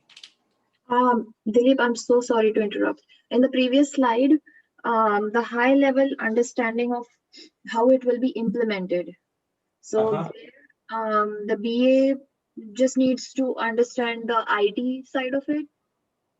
No, so this is where you essentially work closely with what is a lot of time known as an architect or a lead developer, and says, hey, based on this requirement, let's talk through it, how the solution will be implemented, so that you can have a conversation with the stakeholder or the person who is funding the project so that they understand how overall solution will be implemented. What are the kind of things that they need to worry about in terms of cost and everything? You said lead developer, and then you also said stakeholder. Yes. Is the lead developer a stakeholder? No, so think of it. When you go back to simple 3 roles that we talked about in the Scrum framework, right? The development team. There's somebody in the development team who will be taking a lead on defining the overall vision of how the solution will be implemented. Right. We will define those architectures that I've kind of talked about in the first class. Is it going to be a service-oriented architecture? Is it going to be the mobile architecture? Is it going to be the multi-tier architecture? What kind of solution you can put it, and why? Right. Well, if think about it, right? If it's a closed security system, then it's not going to be remote, right? People needs to be on the premises in order to view it, who can log in and who cannot get into the building. Right? Versus if I'm doing an online banking, well, it could be from anywhere. Well, in order to do it anywhere, well, what kind of things I need? Well, I need to make sure I have a security gateways, I have a DMZ zone, right? So those are some of the technology terms that I need to put in investment so that not everybody can hack into my system. Right? So you have to get at a high level solution of how this is going to be implemented. Not technical details, not a lot of technical details, just a high level sketch of how the solution will be implemented. Got it. Okay. Right. And again, you will not, if over the period, if you become an really experienced, then just by looking at the requirements, right, you can just kind of come up, hey, there are 3 ways to do the possible, which one you want to take a path, and then narrow it down. If you're not too experienced BA, then you have to rely on the architects and the lead developers to help you to come up with the solutions and talk through it. Okay. All right. So when you talk about the stakeholders, right, you need to think about 2 different categories, right? So the people who will be touching the system, who are users of the systems, and the people who will be beneficiary of the systems. They may not be using the systems directly, right? So like this is typically who is going to pay for the systems, who will benefit, right? Some people may touch, some people may not be touched the system, right? Versus the people who will be day in, day out doing the work in the system. Okay. So you have to identify those two things. Okay. So let's do a stakeholder map exercise. Okay. So what we're going to do it is first we're going to focus on building a stakeholder map for the custom creation example that we talked about in the first week, right? So I want you guys to take a look at it and then define what do you feel as stakeholders. Let's talk with initially who will be the users of the systems, right? So let's make a list first, the users, right? So if I put a diagram, right? So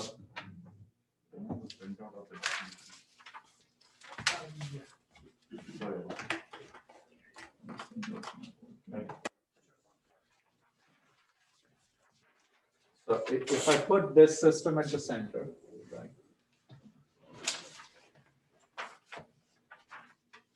Right, so if I kind of just, let's call it a custom creation system.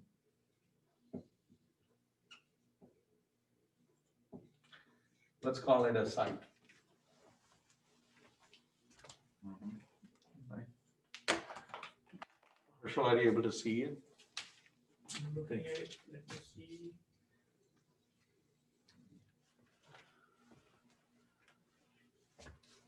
Your handwriting's probably not readable. Yeah, that's what it is. Yeah. So I'll put it in the middle, the custom creation system. Right with the bigger font. Probably. Okay. Bigger font? Yeah. You know what? Hang on. A second, if I can, A different color. a different color, or if I can, You can just use capital letters. Maybe that will help. hang on. What I was going to do it is, Just use the board in the Zoom. Otherwise. that may be a good idea. Yeah.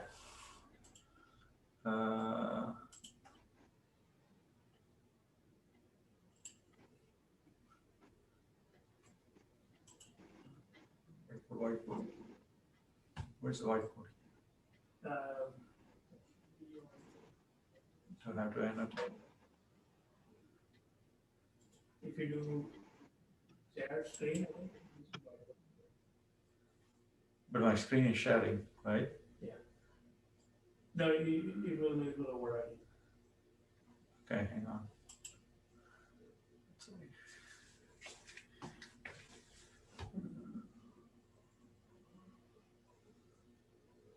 So I'd stop this share and do a new share, is that what you're saying?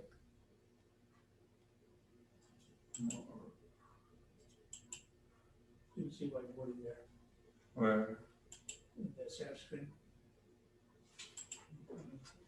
oh, there it is. Fine. Yeah.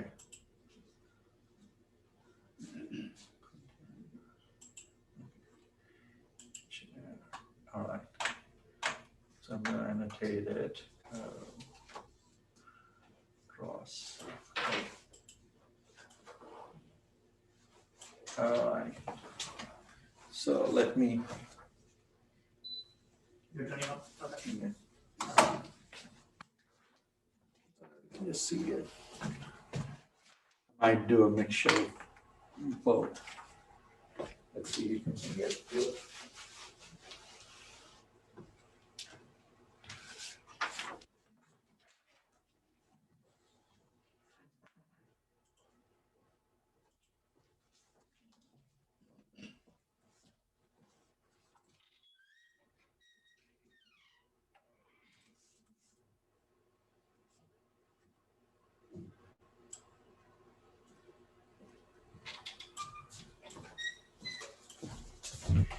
I think the only problem was this guy was a little bit low.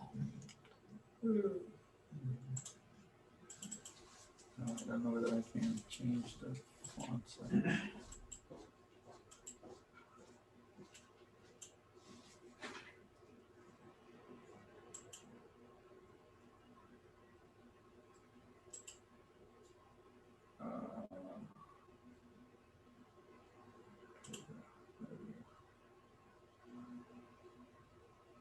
Okay, do one thing. Yeah. Use this one. This computer maybe. No, I'm just Try trying. Visio as well and those things on this one. Oh, yeah, I was kind of thinking about just using a PowerPoint, just blank Yeah, PowerPoint. just use the Just do PowerPoint, that. otherwise it should be all right. Okay, so I'm gonna do that. Hang on, guys. I'm gonna just fire up a blank PowerPoint. And share the screen again.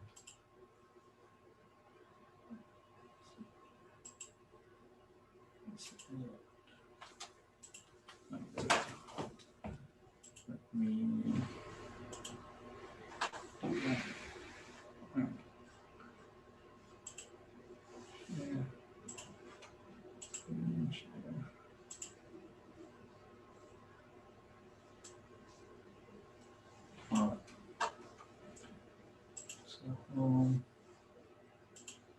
Shapes.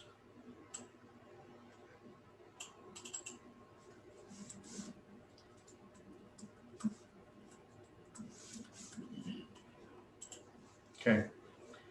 So if this is the center, so now let's talk through it. Who are the users? Okay. So there would be a logistics team, So tell me what do you mean by logistics? just because they're trying to send the orders to the people, To which people? to the customers. Well, so let's look into it, right? The second paragraph is the one which is talking about Right.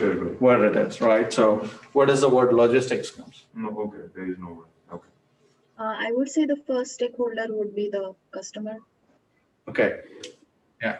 So as a business analyst, try to avoid the new terms that the user is not familiar with it when you're building a stakeholder. Okay. Use the terms that they have used it into the problem. Now, while talking it, if you're generalizing certain number of people, then only change the term. So when you say logistics, There is no way. there is no logistics, right? Right. So if I'm a user, Mhm. I would just say, you don't even understand my problem. You're just saying something else. Yeah, let's start with corporations. No, I think let's start with the customers, right? Customers, okay. The customers could be corporations, Okay. right? That's what the key Yeah, is here. Yeah. Because at the end of the day, I as a customer, let's say if I'm a JP Morgan Chase guy, Right. right? You're not talking that, hey, it's a big corporation. You're talking about the person who works there will be logging in, it's a customer, Okay. right? Sure. So let's use that. And I'm going to essentially color it a little bit different. L. Let's use this. Oh. Okay. Right. So let's just put every stakeholder first, and then we'll try to identify the relationship. Mhm. Who else are the stakeholders?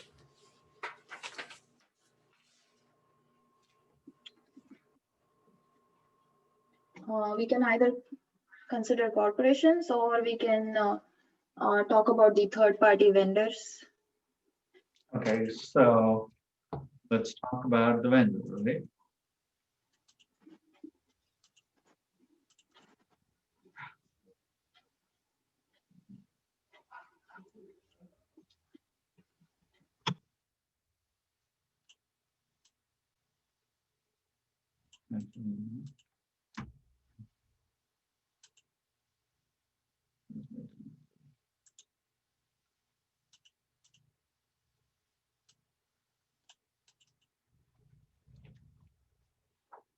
Okay, who else?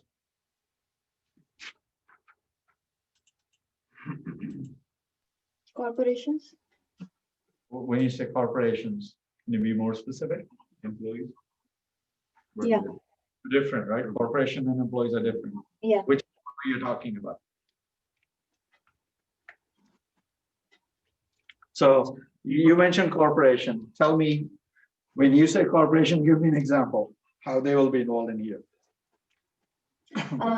Like a company who will be deciding the policies or not policies, but how they want to give those gifts to the employees. So it will all come, let's say, HR department maybe.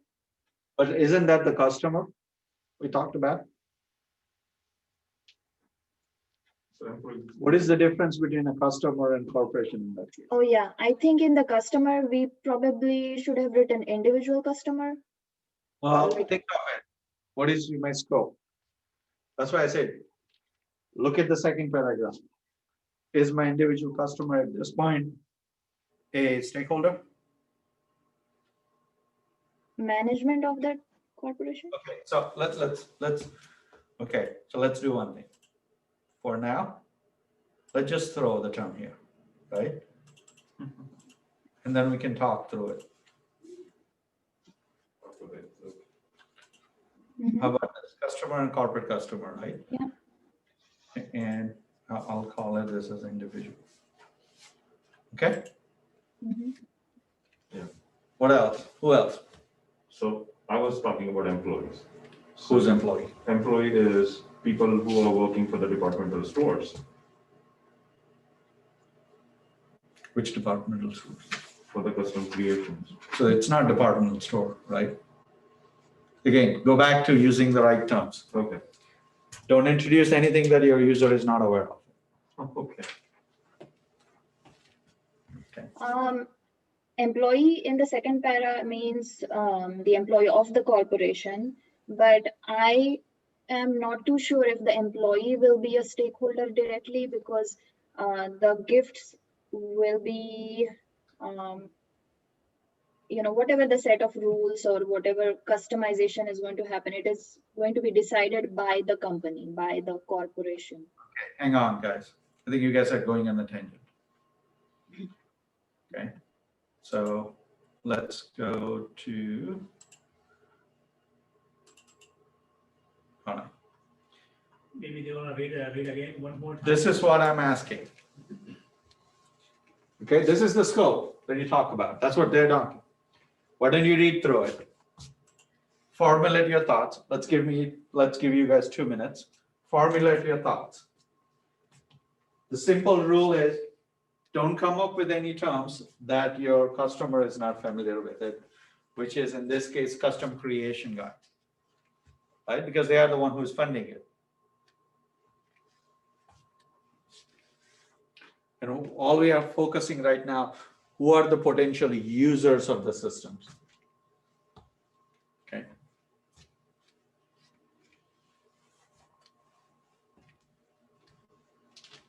Read through it and then let me know when you're ready.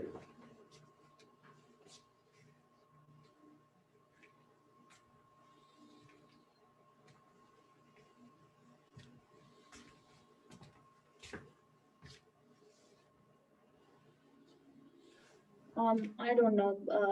My thinking is still the same about the second paragraph. Hang Is on that to we are dealing with the corporation, not the employee of that corporation, because that corporation is making all the decisions how they want to customize the gift.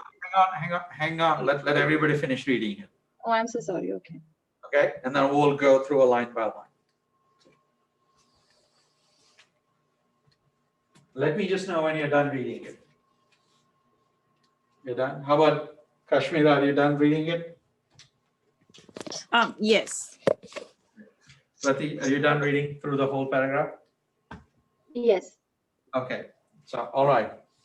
So the way you do it is I want you to focus slowly on this, right? So I'm going to essentially make it. Okay, let's read through this. To support this plan, management has decided to develop a system that will provide the ability to do. Okay, so first thing is they want abilities to show all the products they have to offer for customization. Okay, so when I do that, the first thing comes into mind is, well, who is going to list all those products that I have to offer? Somewhere in the system, somebody has to put that information, right? Who is going to put it? So that's the question you ask it. Oh, so it's going to be some people who will be an employee at custom creation site who will put a product, right? Because they are making the decision. Right. So even though the management may make a decision or certain group may make a decision, Sure. I need some employees who will have ability to put this product information. Agree? Yeah. Yes. All right. So if I go do that, right? So I would just say Employee. Okay. employee, right? So this sense that this is in the context of the company itself, right? When they say their employee, they know, hey, this is my employee, this is my customer, this is corporate customer, individual customers, Okay. right? And I mean, okay, so I have that. Then the next thing comes in Who's going to be? is, right? So it could be special group within the employee, right? But for now, let's talk about employee who are that, right? Then to set the price of item based on the different criteria such as quantity, customer loyalty, and promotions. So the question comes at, well, who decides promotions? Somebody has to make a decision on promotion and enter in the system, right? Somebody has to set the quantity based on this price, right? So if I order 10 items, it will cost you this, but if I order 100 items of the same thing, it'll cost you per quantity less, right? So somebody has to set the pricing and promotions, right? So the question comes, is setting up a promotion is part of the system or outside? We don't know, right? The only thing we know for sure is setting the price is part of the system or scope. Are you guys with me? Yeah. Yeah. Right? So I know that, hey, I'm gonna put some notes here, right? And then we can have further conversation. Where's my?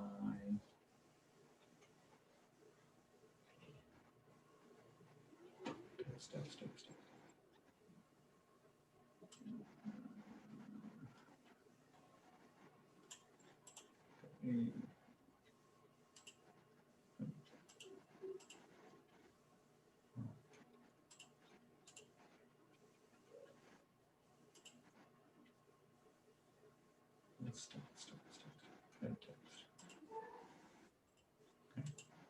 So I know I have people who do product listing, price setting. Okay, so there's like at least two types of employees. Everybody with me so far? Yeah. All right. For customers to order items online, right? So in this case, it's going to be customers, right?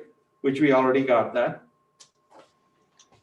Then another for customers to upload their images for customization. It's again, this is going to be a customers, right? Which I already have it, both corporate customer and individual customers. Then the next one is make entire order to ship process online. Okay. So when the customer order it, there will be some shipping involved, right? There will be some payments involved.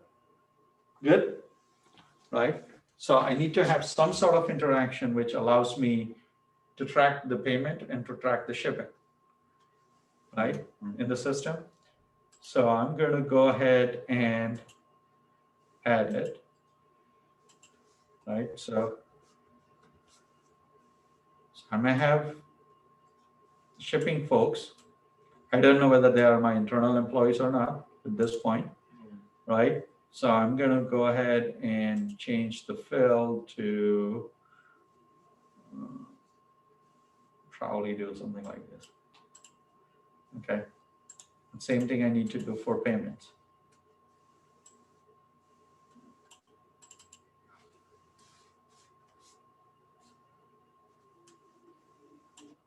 Right? Yeah. So now this could be systems or this could be people, Systems. right? This could be a shipping system, right? Or somebody manually doing shipping, I don't know. Right. This should be payments, right? It's just that, hey, I need to deal with the shipping and payment. Hopefully it is clear now. Okay, so let's look into the last one. Offer premium service delivery to any type of orders in less than 1 week. So that means that somebody needs to take certain of the products and says, for this product, we offer premium service, right? And premium services, it's probably going to involve some sort of pricing, right? So it needs the people who are doing product and pricing both to do some sort of premium services. So by the way, when I look at it, right, I already have people who can do the product listing and people who can set the pricing. So potentially, I don't need a separate type of users, right? Because it's a combination of this two will perform it. It's a function. Okay. So when I look at it, right, from the user point of view, did I capture everybody? Yes. Right? Did you see it, the process I went through it to capture it, Like how, right? What? Kashmira, Rati, are you both okay? Do you understand what I meant by capturing the stakeholder who will be using the system? Yes. Do you understand the process I went through it? Yeah, but in reading into the requirements individually and seeing the impact it's going to have on. That, as well as start having a conversation. Well, who is going to do it? Well, it's going to be some employee who's going to doing it, right? Yeah. You said the price. Well, it's some employee who will do it, right? So potentially I can do it this way, or I can break it up here, right? And I can just say, hey, this users will be product department employees, right? It could be pricing department employees. And I could do that too, right? So now I kind of distinguish that this and this is potentially different, that they could be used, right? Because they may say, hey, who sets a product? Well, after having more conversation, I may just go and collapse and, hey, it's the same number of same people who are doing it. Or I may say, it's going to be two different people who are doing it, and they need a different capabilities. Well, then let's keep it separate, right? So same way, like it's when you talk about, right? You talk about corporate customers. So now some of the things that you talked about, hey, it's the company who will decide. Well, company itself doesn't decide, right? It's somebody at that company who is authorized to make that decision is going to make that decision, right? And potentially it's same people who can log into the system and order it. So I'm not going to represent a corporation there, right? I'm going to represent that as a corporate customers. Now, there may happen, right, that they say, hey, you know what? From this corporation, these are the 5 people who can order it. Well, I may have to create an account where then collapse it, right? And say it's individual customers still going to do it, but they all are like it's lumped under this entity. But nobody in the corporation, as a corporation, going to log in. They're going to log in as I'm Joe Smith working for Chase is going to log in, right? Mhm. So again, that at the end of the day, it comes at the corporate customer, Yeah. or it's am I doing it for myself? Like a local. Right, or no, just myself, right? I'm doing for me, or I'm doing for a company. It's two different, right? But again, it could be still a customer. It could be a different entity, right? It just says, hey, I may have a checkbox which says, is this individual customer or it's corporate customer? So for now, we will keep it separate. But I want you to think about it is when I look at the requirements, right? The initial system is just focused on corporate customers. It's not focused on individual customers, right? So I'm going to leave it for now because I'm not talking to individual customers, right? Yeah, we So- don't have much information here about what they're doing with the individual Right, so I may just say, hey, let me just flag it that this could be potential, but I'm not gonna worry about it at this point, right? So now when I look at it, right, since I already covered this too, I'm gonna delete that. So now I have all the stakeholders who are gonna use the system. Good so far? Mhm. Now let's do a little bit more, right? Just draw it a little bit, just a high level line to give the initial what the functions are expected so that when I go to talk to them, I can get into more detail. Is this the only thing you're gonna do it or are you gonna do it more than that type of discussion, right? So the way you can do it is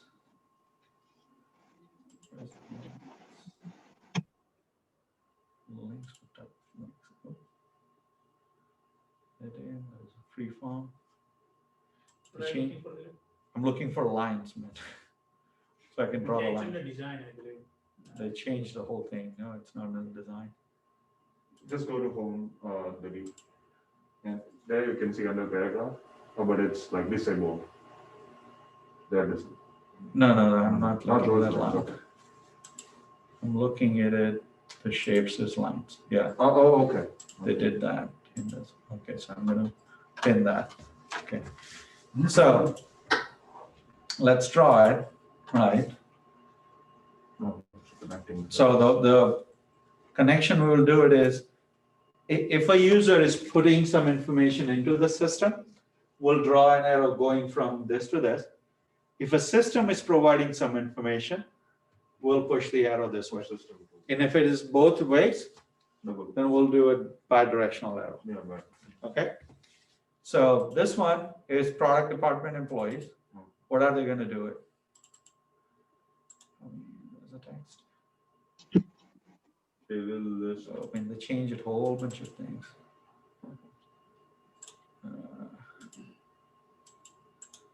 They will list the types of products. This one. How this is an alternate.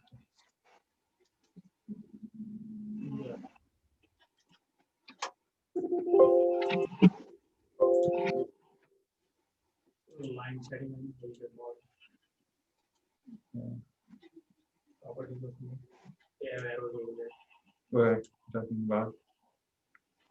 Sorry guys, okay, this is like 365, get used to it, the version installed on the machine.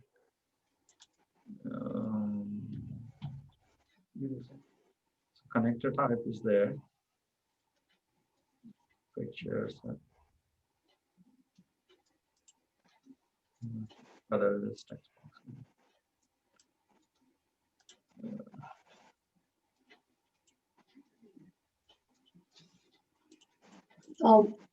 What are you trying to do, Dilip? Change the color.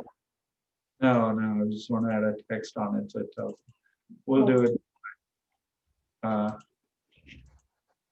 So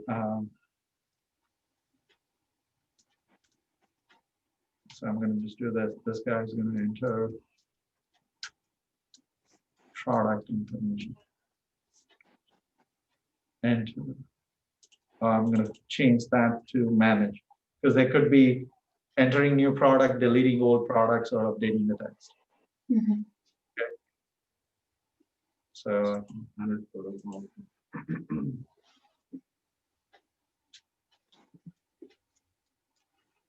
okay. Where did my text go? Yeah. So when you go manage product information, it is gone. Yeah.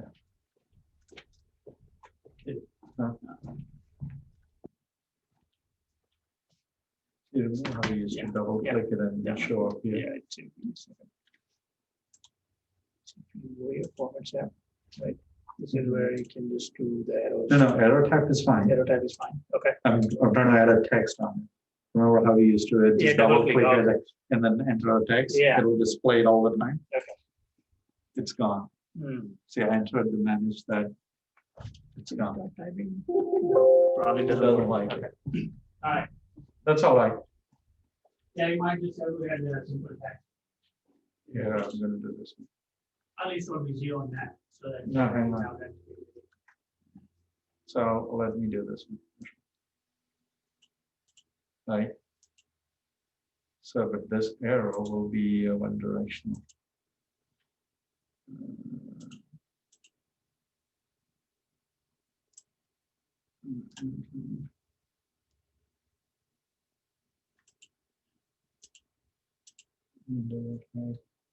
One direction.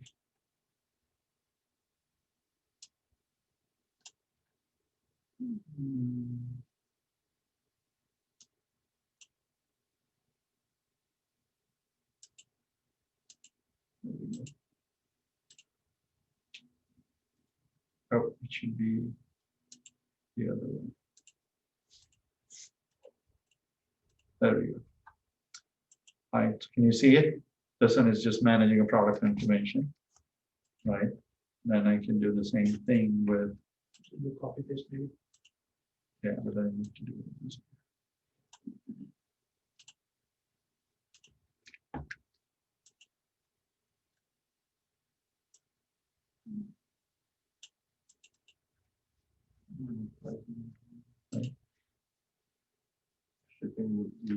Now remember, the price is also based on quantity, right? Right. So when I set it up, I'll probably have to set the rules, but the customer loyalty. So I may have to get some data based on customer loyalty and then set the price, right? So this could potentially be a bidirectional arrow, right?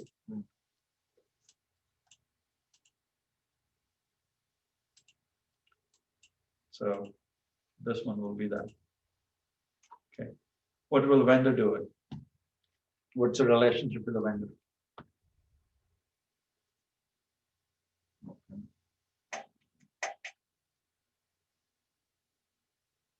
What the corporate customers will do it. Let's talk through it.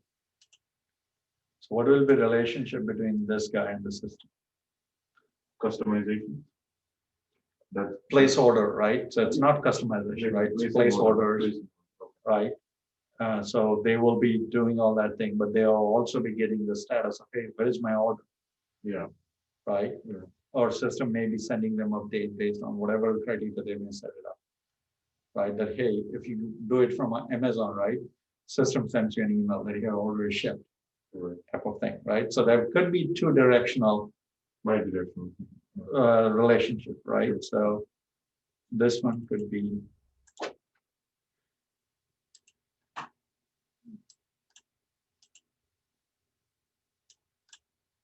beginning and end is there, and then it could be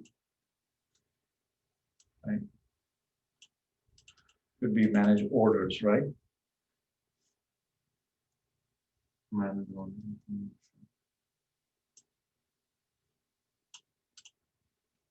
It's same with vendors as well, because they're also like trying to manage orders. Why this thing is only one dimensional.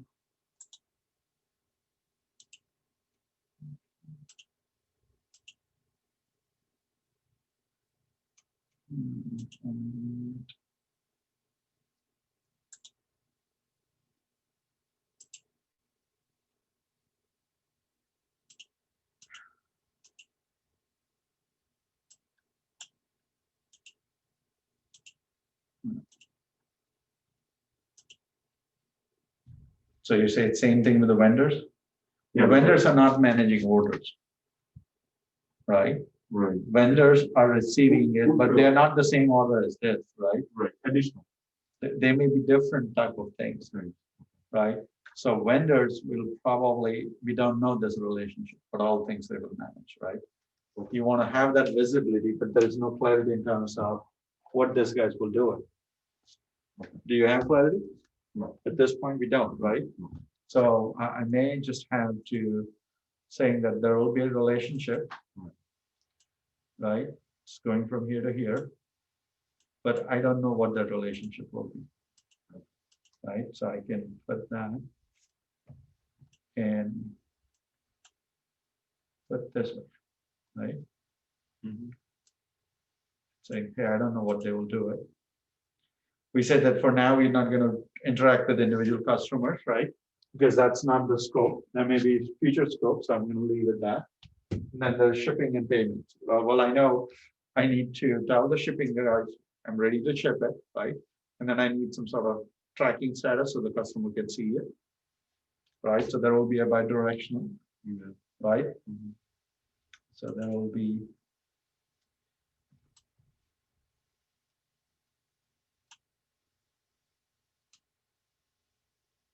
bidirectional shipping information, right?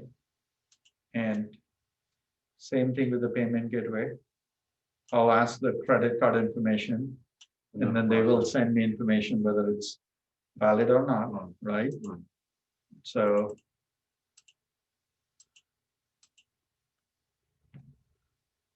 right.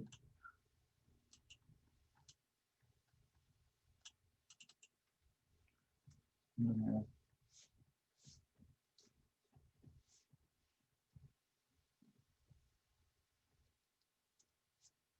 So I'll do a validation of payment, right? And then this one will be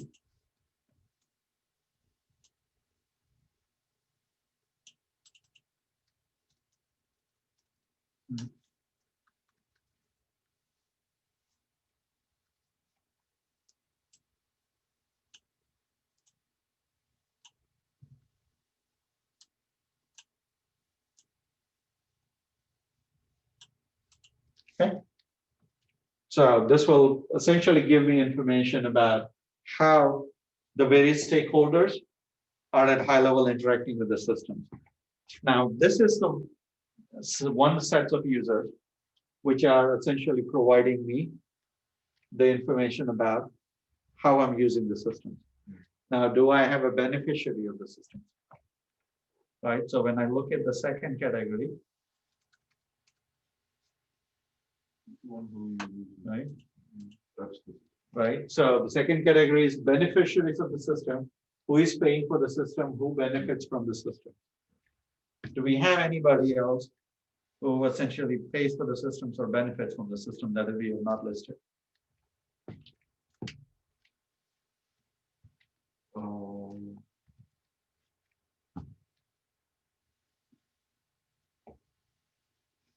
mean, can you please repeat the question once again? Who are not benefited from this? No. These are the users of the system. Right. Do we have any other stakeholders who are not using the system but will benefit from the systems that we have not listed, that we need to list?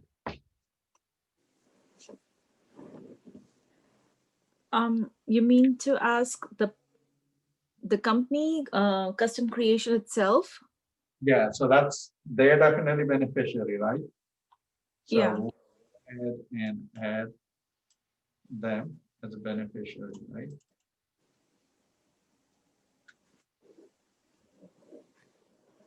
So those are the one for beneficiary. Change the color.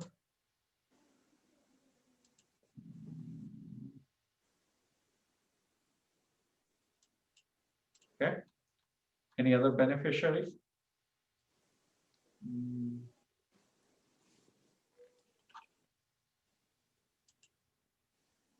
So you guys keep talking about corporations before, right? Right. Which are not going to be direct users. But if there are corporations who are not interested, your whole plan is going to fall apart, right? So you need at least some valid corporations who might be interested in your products, right? So you need to think of that. So the way the custom creations, right? They are beneficiaries from building the system, right? And the corporations will benefit in their marketing campaign or this because now there are items which are available. There are employee events or marketing events or that. Any other beneficiaries that you can think of? The vendor means third-party vendors, right? Because they're going to be supplying certain orders to or fulfilling certain orders to. Right. Okay. So we know like it's, hey, vendor will be essentially like we don't know the overall relationships, that we need to track it, right? But we know that some order comes in here, that is going to be fulfilled by that vendor. They need to send that information. When the vendor completes the order, they need to somehow notify or work with that, but we don't know how all those functions or what will be the system, what will not be in the system. So that's a kind of open question. That's why we put the question mark. We know that there is some relationship, but we don't know the details. Would the actual physical shops also be the beneficiary? Well, isn't the physical shop says custom creation? No. Why not? I mean, Physical shop is the location of custom creation, right? It's managed by this corporation. true. Technically, yeah. Okay, so that will include the website as well as the shops then? Yeah, because remember, this is the system. Right. Yeah, okay. So Dilip, can we consider the employees who are getting the gifts as a beneficiary? I mean, in a sense, Is it not employee? exactly being a beneficiary, but they are gaining something out of it. But do I have a say in it? I mean, I was just, since you're asking who else, so I was just thinking about the other people who is going to be benefited by is the people who are going to receive the gifts in a literal sense, I would say. Yeah, but that there will be corporations, right? Okay. You cannot guarantee that, hey, they will get the gift because corporation may get it, they may be doing for their customers because the marketing. Okay. Yeah, gotcha.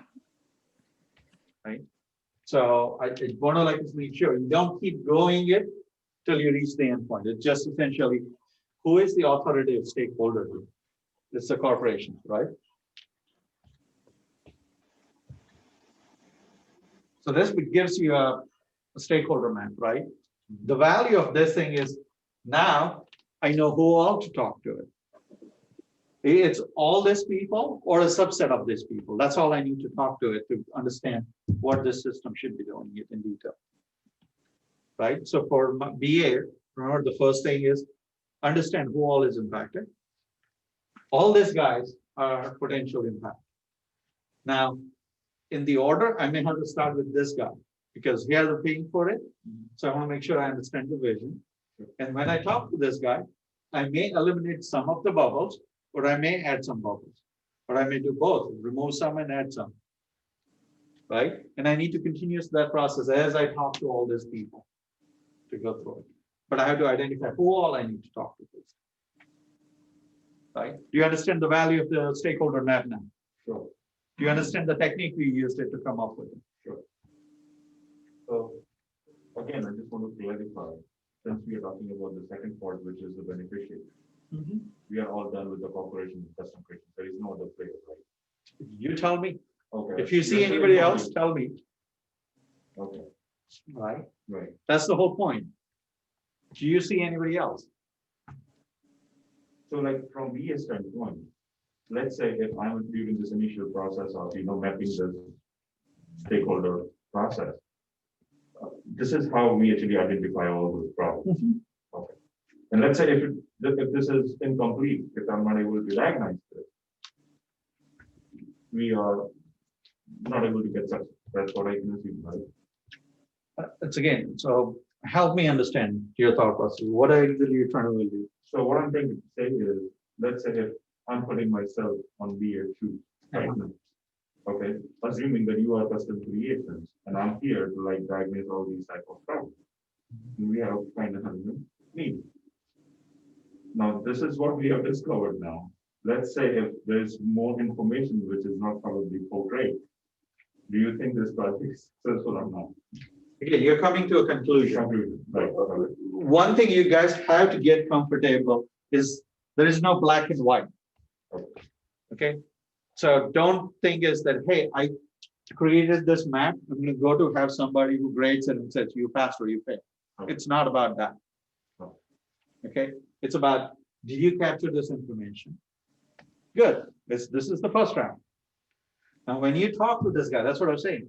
When you talk to stakeholders, you may uncover more information that may make you think of, oh, there are more users of the system than what I was thinking. Well, let me put the bubble. Do I need to talk to those guys or not? Right? Or he says, yeah, but they said, oh, this pricing department and the product department's all one guy. It's the only person who's gonna do that. Well, you don't need then two separate bubbles. You just create one bubble. It says that's gonna perform both the functions. So this is based on the information you have as of this moment. That's how we drew it. Right. Now, as you get more information, you're gonna constantly refine it. You're Right. gonna constantly update it. Sure. Right? But the key aspect is just from an information, do you know how to draw the stakeholder diagram? Do you understand how to build the map? And the purpose, why are you building it? Is that clear? The tools and technique. Yes. Right. Good. So what you're gonna do it is you're actually gonna take the time. I'm gonna give you guys 15 to 20 minutes on a piece of paper. Draw now the stakeholder map for PHN. The problem statement that we have it, right? Draw it, and then let's just review it. Right? So for both of you who are there, Kashmira and Rati, what you can do is drop on a piece of paper and take a picture and send it in an email, or you can send it to yourself and we will share it. Or see, they can share it there. Yeah, you can share it on your own Zoom, take a picture. So draw it on a piece of paper. You don't have to go spend this much time doing that. If you're comfortable with the tool, go ahead and draw it on the tool.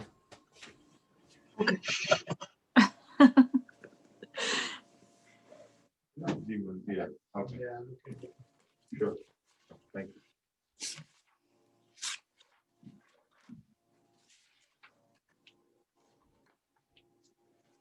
Yeah, the password is which category? AI PhD 1. Yeah. Now you can actually log out from there. From the drive area.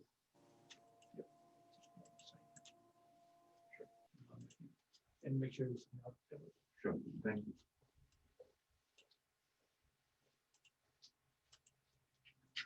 So I'm gonna leave this map up here just for your view, so you can see how you're getting it. PhD is a big document. Yeah. Where they should be. 11 pages, yeah. Hopefully they know where to go and look for. I'm hoping that they did their homework after Thursday night's call, where we says is make sure you understand who are the users and beneficiaries. So it's just a matter of organizing that. Yeah. And then do that.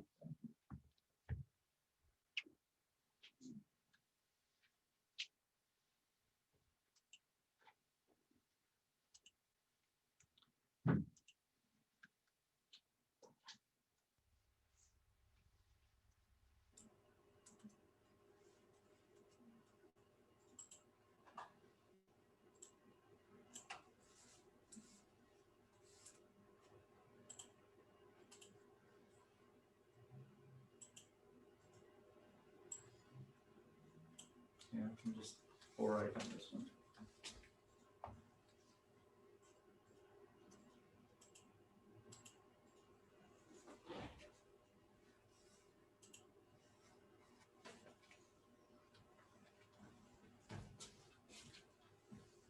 Do you want me to continue recording or you want me to pause it for 15 minutes?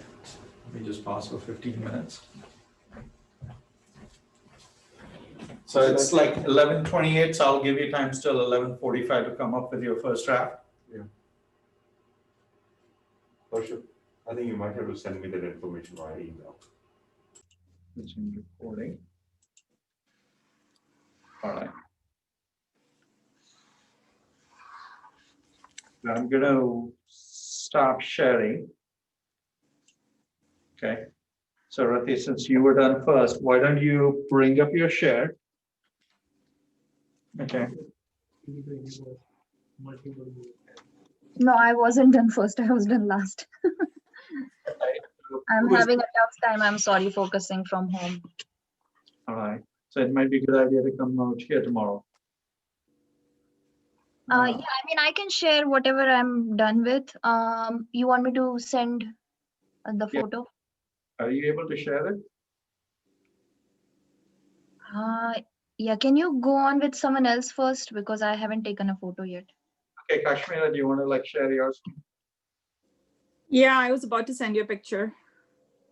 Just try to share it from your Zoom. That's fine too. Okay. Give me 1 second.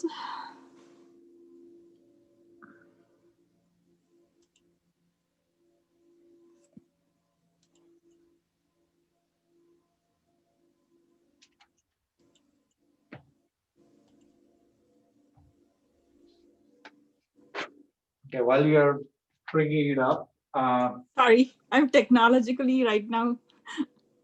oh, What's happening? I'm not able to share my screen. Okay, give me 1 second. so you just go down.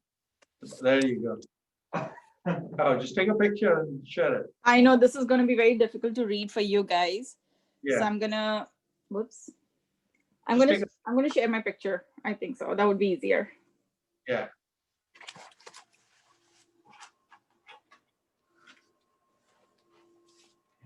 How about if we Hang can on, start hang on. with, you know, I'm gonna go ahead and pull up a picture. Give me a second. Harshal, should I email it to you? Yeah, email it to Harshal as well as me. Should be fine. Okay. Already have my account over there. Is it open? Yeah, you can just go to Gmail. Okay, hang on, let me see that. Oh, yeah. Yeah, you're already in my account, so. just go to Gmail. you go. Did you send it to Harshal too? Yeah. Okay. There it is. All right. So Sorry about my handwriting, but that's okay. I'm just gonna go ahead and. I think you look can at it? download it. Yeah, right, it's over here to download.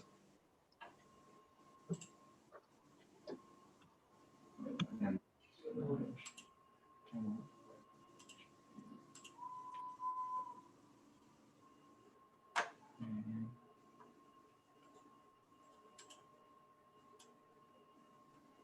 Okay, I've sent it. Oh, you All got right. it. So what we'll do it is in the meantime, while I get that, we're gonna go ahead and share the screen. Okay. So this is our course.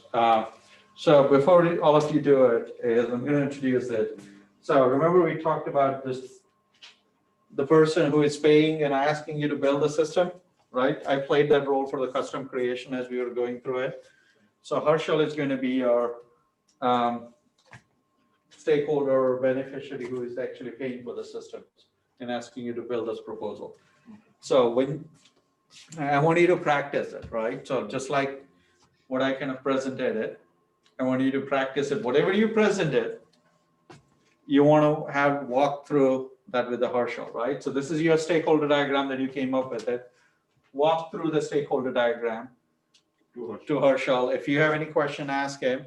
Or if he has any question, he's going to ask you, and then you have to answer it. Yeah, first of all, I can't read the handwriting, so you have to read it for me. Okay, so everything is like bi-directional, okay? Whatever bubbles that you see. So from nursing division point of view, it is to view database for patient registration and encounter the information. That's what my thought was.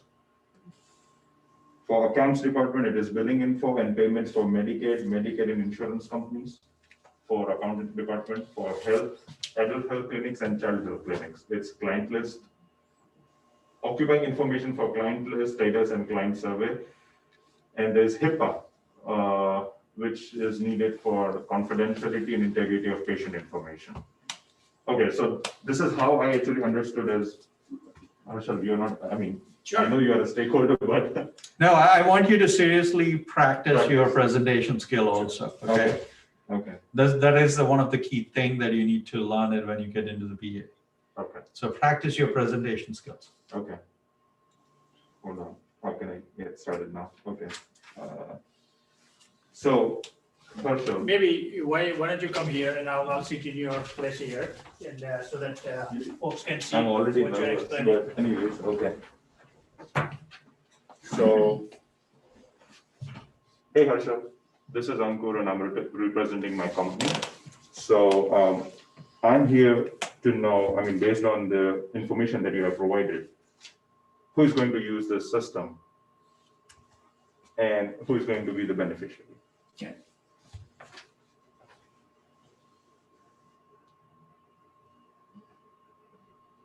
So based on the BCMH information that you have provided, so what I understood is children who are below age 21, they need some medical attention.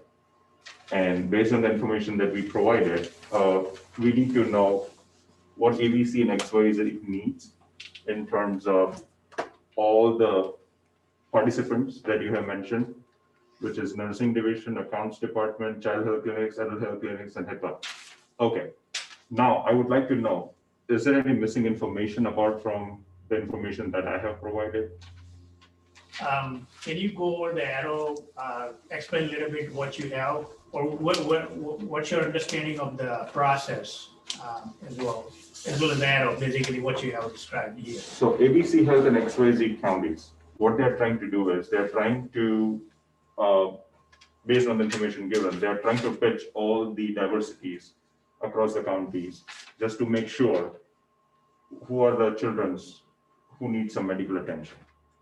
Okay, so there are specific children, which are, it's a BCMH program, right? Right, right. So hopefully you guys Google a little bit information last time. I don't know, you weren't there, but there were other folks were there.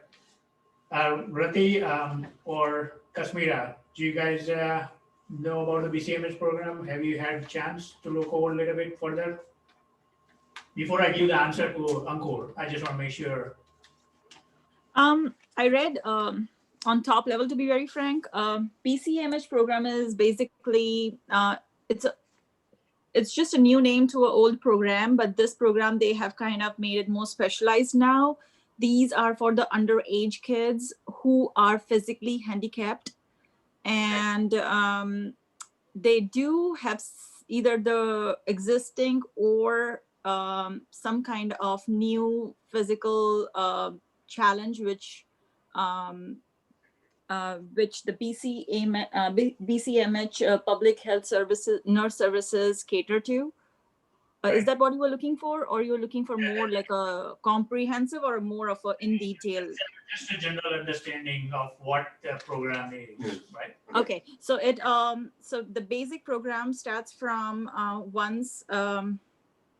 So they provide with different services, with them giving more information on the local health department, within their regional local health department. They can provide them with their nurses services, doctors, pharmacies, and the medical equipment providers, which is in their reachable distance. Also, they do different kind of, they provide them with financial aid if they need a part of after using their insurance services, if they have any insurance. And also they do coordinate with the other facilities like their schools, their medical report, and make sure that everything is in sync. There are other insurance which they can help the families with other insurance services too, which is they don't have to pay for the actual treatment, as it has been funded by funded by the state in general, or the taxpayers' money, I would say, and the other donations and stuff like that. So the program is about helping the families from the state of Ohio, and so that they don't incur the financial burden when they're raising a child, and they want to make sure the child has all the things that they need to help them to be successful in their life when they eventually grow up. Right. So that's the program, that's the system is about. It's supposed to track all the activities related to the VCMS program. Sure. Okay. All right. So now with that context, let's go for All the balloons are being popping up now. Okay, so okay. Thank you for all the information, Kashmira, that you provided. So meanwhile, I can also see that I have never mentioned about funding aid to the schools, to the now. That's funding is kind of like out of scope. yeah. The system scope. You need to stick to the what's in Right. out in the proposal. Right. So, okay, again, based on the information given, nursing, like what nurses are trying to do is they are trying to fetch information from the system. So they just have laptops to just work on. What they're trying to do is they're just trying to access all the kids' health information just to make sure what exactly is the status once they are coming in, for checkups and all stuff. So what I thought was nursing is one of the vital roles that they are playing. So that's one of the stakeholders. One of that you the will look stakeholder at. criteria. Okay, so nurses do a lot of activities in the system, and that's one of the Right. stakeholders that you are thinking. Right. Okay. Right. The second thing is accounts department. Of course, that there is a fund which is being aided to the children's people who cannot afford. So of course, what exactly is the billing, cycle comes in and goes out, and that's where I actually have one of the bubbles for accounts department. Okay, So so that handles the track billing information, and so forth. Yes. For the all the activities related to the Yes. patient monitoring and servicing. Yes. Okay. Now coming to the point of child health clinics and adult health clinics, why I picked those two stakeholders as based on the diversity on the county. They do have general records for like how many kids they have came to follow up, and so that as a whole for ABC and XYZ, they need to track a progress. Okay, what is the medical info of so and so kid from so and so county? Where exactly is the place that they are going for so and so hospital? That's where those two stakeholders come from. And that's where this information is being fetched up is in terms of client list, status, like the status of the kid, and survey, of course. Once the treatment is done, they would probably also provide a survey, like how was the treatment was done and all Okay, that. is it laid out anywhere in the proposal that they want to be able to have that, or you are counting that's your thought? I think, no, these are probably provided on the observation and issues part, I guess. Alright. That's where I actually came up with that point. Okay, And of course, HIPAA, why actually, again, this plays an important role in everyone's life. Like, of course, kid is not the one who actually personally explains about the health situation. It's the parents who actually disclose all the information on behalf of kids. I mean, this is not written anywhere like on a document, but just for the confidentiality reasons and integrity. Okay. That's, I would. so assume- is it a person you are thinking, or this is just? HIPAA is a body. It's a body. Like all these health clinics, HIPAA is one of the different department you can say. So what would they be dealing with the system? So So like I said, first of all, I would say, I'm assuming you're saying when ABC and XYZ, you're talking about the PHN system in the middle, right? Yeah. Not the company or not the division. not the division, right? Okay. The system, sorry. Yeah. So how are they interacting with the HIPAA? Like when you say beneficiary, right? So when this one is stakeholder, Right. how is HIPAA stakeholder? So again, it's just like fetching information from. Okay. From yeah. So if it's not a person, Yeah. generally, or anybody that you interact with, I mean, HIPAA is more of a standard or the privacy Maybe laws it's a and so regulation forth. or something. Okay. Yeah, so that's kind of like our outside stakeholder. Okay. It's something that they have to take care of when they implement the system. Okay. Make sure they meet all the HIPAA regulations and rules, Okay. and so forth. Well, thank you for helping me out there. Once like we cannot assume HIPAA as a stakeholder, and it's one of the standards. It's a standard for implementing certain things in the Right. basically medical industry. Okay. Apart from this information that I provided in front of you, what would you think can be other stakeholders so that I can add on, and probably it gives me a clear picture to know Yes. how we should need to go. So before I give you that answer, I think I'd like to review other folks, Okay, and they may provide you more information Okay. with that okay, as well. okay, Different, maybe they might have additional information. sure. So one thing I want you to think through it, right? And again, we'll review the other two, but it's self-reflection as you're going through it. Did you focus on the same process that we did? It is who are actually using the system and who are additional beneficiaries. So did you cover all the users in your view by looking at the relevant people? I think the time frame was probably very less for me, and that's the reason I might be, not able to collect as a 100% package for you. Okay. Sure. I think I did my best in terms of within 10 minutes, I just presented all the information in front of you, based on my understanding. That's perfectly okay, because you missed the Thursday discussion. I don't know whether you had a chance. I did actually refer. So I think as you read through one more time, maybe you might come up with, hey, I missed Okay. this piece and revise. It's always like a iterative process. Sure. Okay. It's Sure. an iterative process. So let me bring up the other. Yep. Sure. Okay. While you're looking that. Only thing.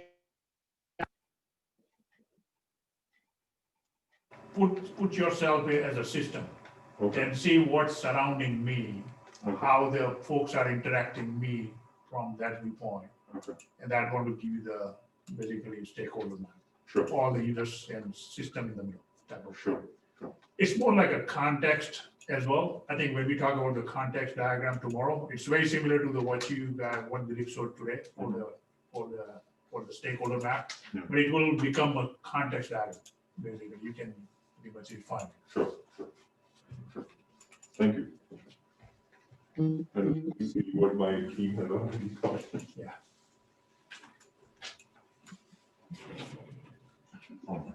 Everybody, okay.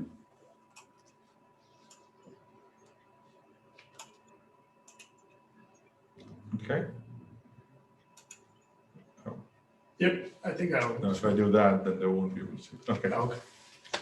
all right. So this is Kashmir yours, right? Yes, that looks so bad. That's okay. We're not talking As about you see, I put HIPAA as well. Wait till you see mine. At least you have some colors there. Let's talk through it. Can you walk through the diagram to your stakeholder or the person who is going to pay for the systems? Okay. So as we are here to see that who are the direct and the indirect stakeholders in this project, looking into the information provided, what I understood from it is the PHN services are specifically designed for underage kids who are going through some physical challenge or mental challenge. And I would say all the blue bubbles are the ones which are directly I would say, if impacted. The patient's family or the parents, you would say, the local health department, which is in their particular area, the doctors, pharmacies, medical equipment providers, and services which are required for the patient's recovery, a registered nurse, that's an RHN nurse who can help with the, I'm out of words here, but who can directly help in providing the medical aid. The other services which may be indirectly involved is the other agencies such as school, which they have to kind of make sure that the information is up to date and they are getting whatever is needed from the services, of course, with the approval of parents. The billing department and the accounts department, also the payment services at all, which is involved in it. The medical insurance plan, if they have any, or give them any kind of other viable options for insurance. As you said, HIPAA is not a part of it, but I have included in here because I thought that HIPAA is the information bank for all the health records. So they may kind of have all the information. That was my mindset, and I might be wrong. The other services they need is the mailing services, which in any format, if they have to communicate with the parents or the other healthcare services or departments by mailing services, so with letters or maybe by any other format which they used to choose. Can you please zoom in? I'm not able to.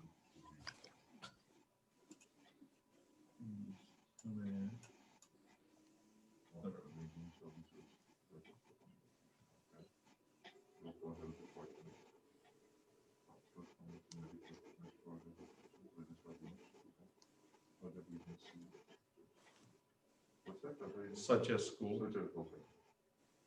Link payments, okay. Yeah. Thank you. Cool. Okay. Yeah. Fine. Stakeholder, do you have any questions? Or do you want to reserve your right to ask the questions later? Yeah, so can you elaborate more on the medical insurance plan? So, Kashmira? So when I went online and I was reading about the BCAMH services, it did mention that most of the patients may have their primary or secondary insurance. So the insurance plan does play a role where they need to know if they already have a primary insurance, how much insurance is going to take care of it.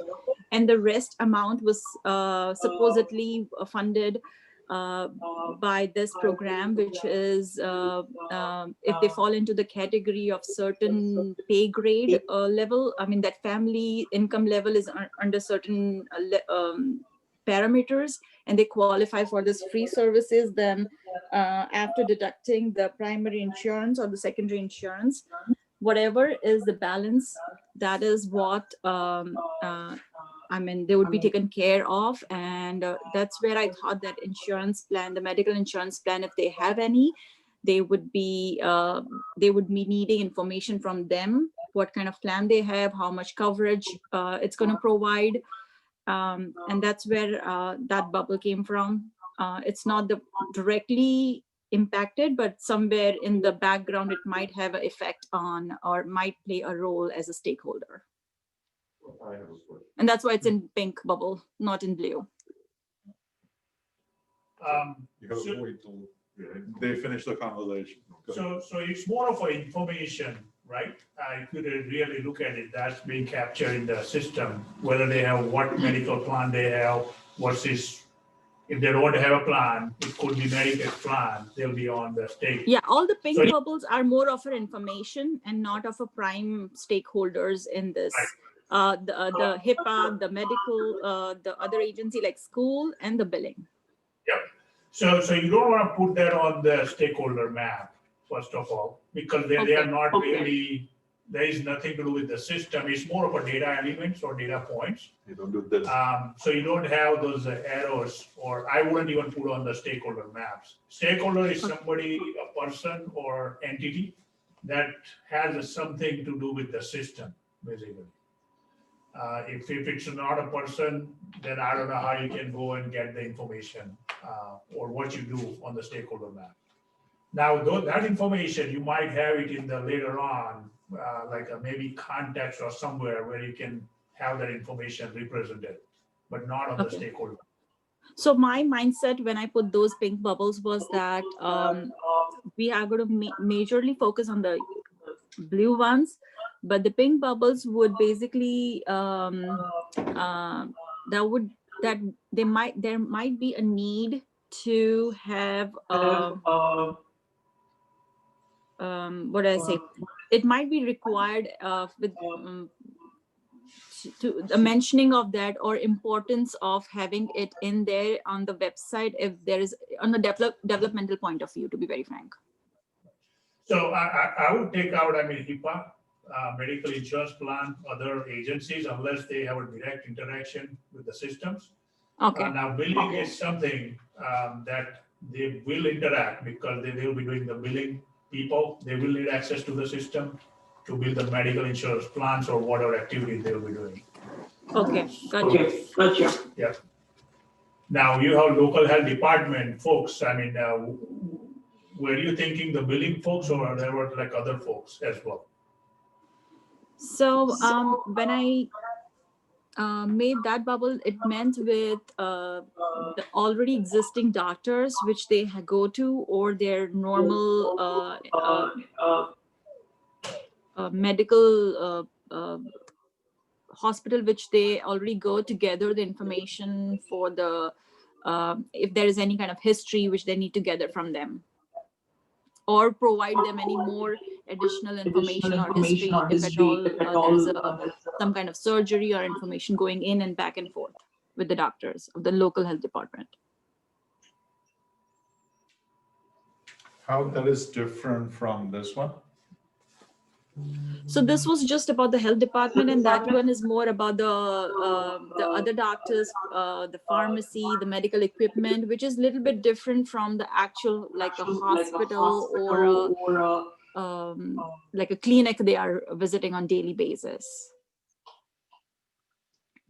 I kind of sub-bifurcated, I guess. So there might be some kind of, they need a wheelchair, or they need an additional, some equipment in their house, like a nebulizer or a oxygen machine, or anything which is for their health requirements. So where there the other bubble falls in, where there's the equipments are included and the services to provide them.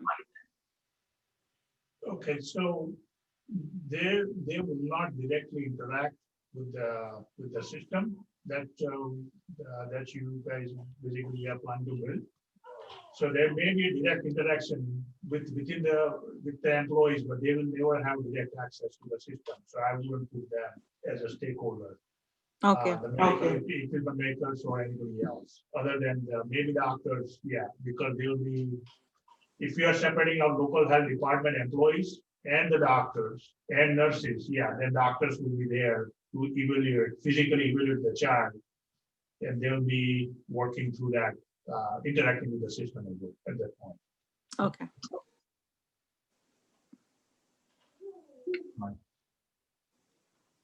Go ahead, you had a question? So, Kashmira, since everybody's sitting in the same boat and based on the information provided on the document, I do not understand why did you mention about, of course, since Dilip also, Dilip and Harshal both actually helped us to make sure that there is no requirement of mailing services. There are a couple of bubbles that we have made which are not probably mentioned on the document. Why did you ended up choosing those bubbles as the stakeholders? You mean the pink bubbles?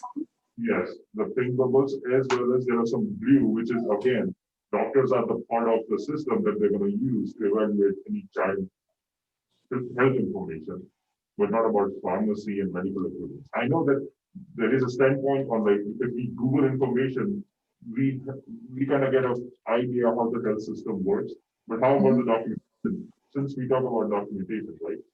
So there are certain information which might be probably missing in terms of. Well, I just followed to the doc. I don't know if you have the folder. The last page, the very last page, which was showing a picture of a doctor with the girl in the wheelchair. It has a lot of bifurcation of what is the work profile of BCMH. And those were the one which I was kind of more factoring in. And I'll read you as it says. Give me 1 second. I'm just trying to see. I don't want to read everything. I just want to read the ones which motivated me to put those bubbles in there. Yeah. Let me see. See, it says help the families understand and work with their medical insurance plan. So that's where the pink bubble for medical insurance plan came from. It also services, hold on, I got all those exact words from here. So I'm gonna just find it where I got it from. Okay. Yeah, but thank you for the clarification. I was just simply wondering, where all this information came from? Okay. Please I don't have get me zero wrong. information of medical knowledge, Oh. but I just gathered it from here. It did say that work with the other agencies, such as school. So that's where the school came from. It did say that all those is from there. It's right in there. Okay, so let's do one thing, but let's continue with that because I think we still have one more team member who needs to share it, right? So I want to hold on to questioning to that, right? Let's just understand where everybody's coming from, and then we'll have the next set of discussion. Good? All right. So, Marshall, let me kind of pull the final one.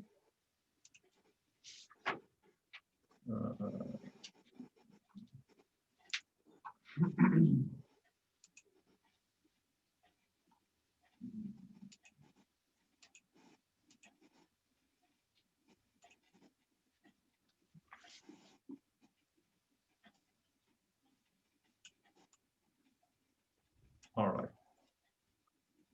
So Rati, you want to go ahead and explain your stakeholder map? Yeah, so as you can see, I couldn't 100%, couldn't give my 100% to particular activity. But yeah, so we are focusing on our PHR region and how everyone is going to, the stakeholders are going to interact with it, who is getting impacted. So I will start with the nursing department employees first. So it could be the nurses, could be the person who's like a receptionist or the person who's entering the data. So everyone involved, whoever is going to undergo the training on this particular system to learn it, all those people involved. So basically employees of that department. Okay. So that's why I put manage data. And then I have put providers, which will include everybody, basically doctors, local clinics, hospitals. Again, just like Kashmira, actually I didn't get time to Google or anything, but yeah, I just referred to the last page, and I think it provides a fair idea of how BCMH works along with PHN. So that is where I got the providers idea from. So that would be like pharmacies, doctors, and people who provide medical equipment, and anyone that is involved, who might need the data from PHN. So some of them might be directly involved, or they might be indirectly involved. But I categorize them as providers. And then families are someone who are going to directly get impacted. So families could be the users who are logging online and trying to see what services are provided by PHN system. And then families can also check with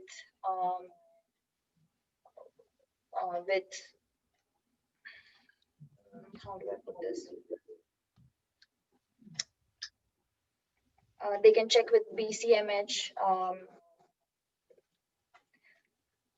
like what services are going to be provided under PHN. So that is why I felt that it should be a one directional arrow, because the system is providing service to the families. There is nothing actually, an input from the families. I feel that way. Okay, so moving on. I also felt schools and agencies should be a part of it. It would be something like daycares or those nanny providing agencies. So those people might require data from these guys from PHN about like I mentioned, their managed need.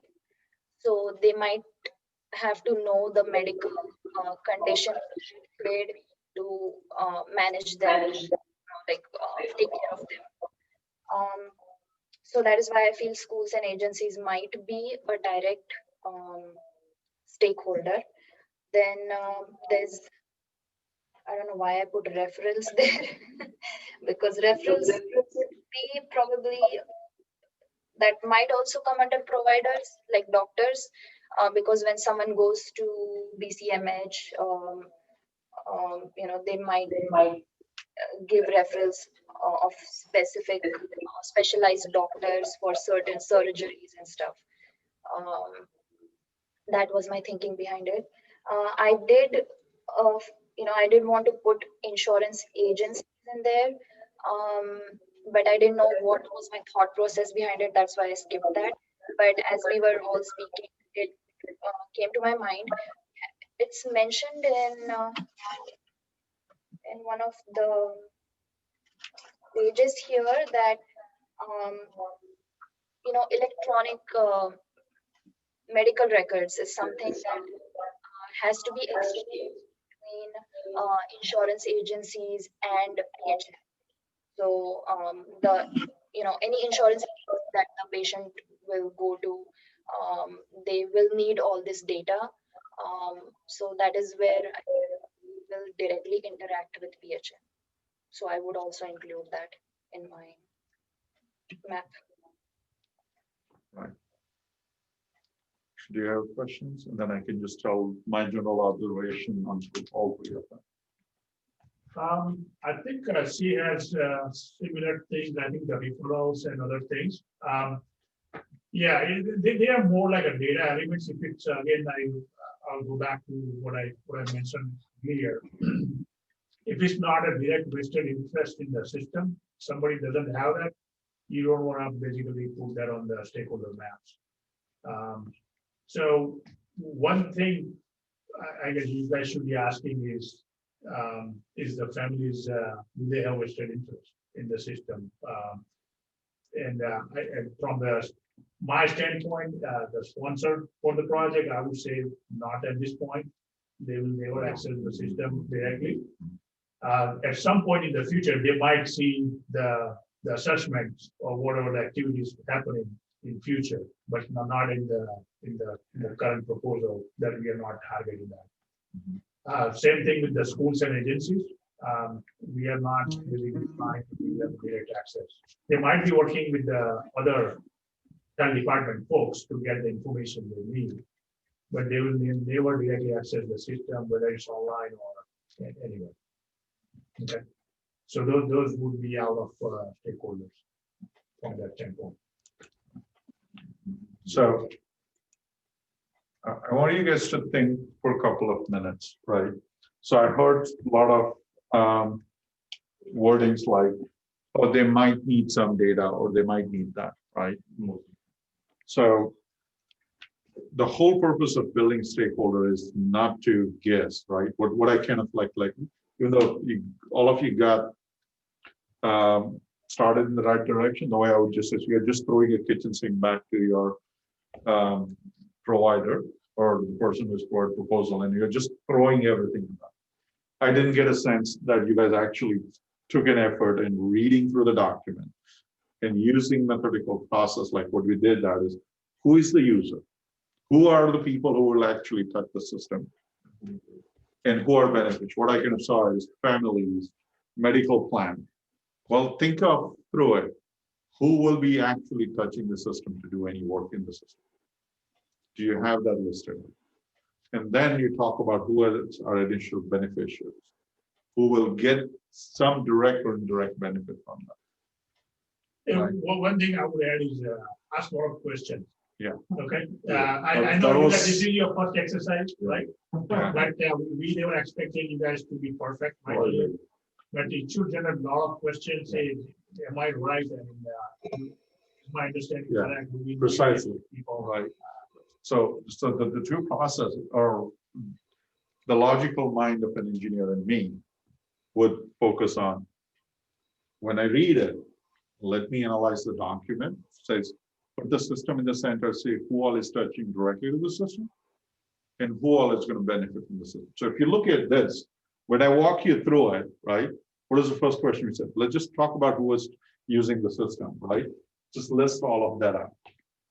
And then let's say, now that I got everybody who I think is directly going to use the system, Let's talk about who else has vested interest in building the system.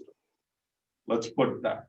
That's how you stakeholder, because now you're putting together a list of people whom you can actually go and ask in more detail. So when I put a HIPAA plan or a reference standard or medical plan, there's no question I can answer, right? I'm just a consumer of that. I'm not asking any question to the standards body, right? So what I want you guys to do is go back today as a homework, right? Read through the document, use this process, what we did it, right? And come up with what do you think it's your view of that. Now that we've gone through one iteration, now that you understand the question that Herschel is going to have to you for each one of the map that you draw it, let's put that. Also, most important part, as Herschel was pointing it out, is we're not expecting anybody to perfect. There is none of the proposal ever I've seen it, which is 100% right. That's why they have a, hey, there's a proposal and there is, let's go back. Here's a contact person if you have any questions, right? So you need to identify clarifying question. Hey, can you help me understand this more specifically, how this entity is going to use the system or how this person. Let's put that so that allows you to build this map correctly, right? So think of it. Here we said, we know vendor is going to use it, but I don't know exactly how. That's why I put a question mark, right? So the question would have been, can you clarify how vendor is going to interact with the system and what are the touch points? Just simple, that high level question. That gives you understanding is vendor actually accessing or not? Or if they're doing it, what functions they will perform? Is it going to be just from this or system is also going to provide some information? That will drive the business process. Precisely. As well, from your standpoint. That will come next, Right. basically, from the business analysis standpoint. So. Right. So the whole goal is once you have this diagram, the stakeholder map, then you can say, okay, what is the initiating things? So if you consider just one single transaction or one interaction going through the whole system, in what order will happen, right? So when we talk about the custom creation, right? So once we do the stakeholder map, right? It's just, let's just take up one single use case. I'm a company and then I'm gonna essentially authorize one of my employees to go and order this particular item from custom creations. Well, let's walk through it, how entire thing will happen, right? That's the context it's going to be there. But you can't do that unless you have an understanding of what are the stakeholders. So as a homework for today, read through it, build what do you think its stakeholder map is going to be, right? And if you have some additional question, I want you to jot down those questions so that you can just ask it.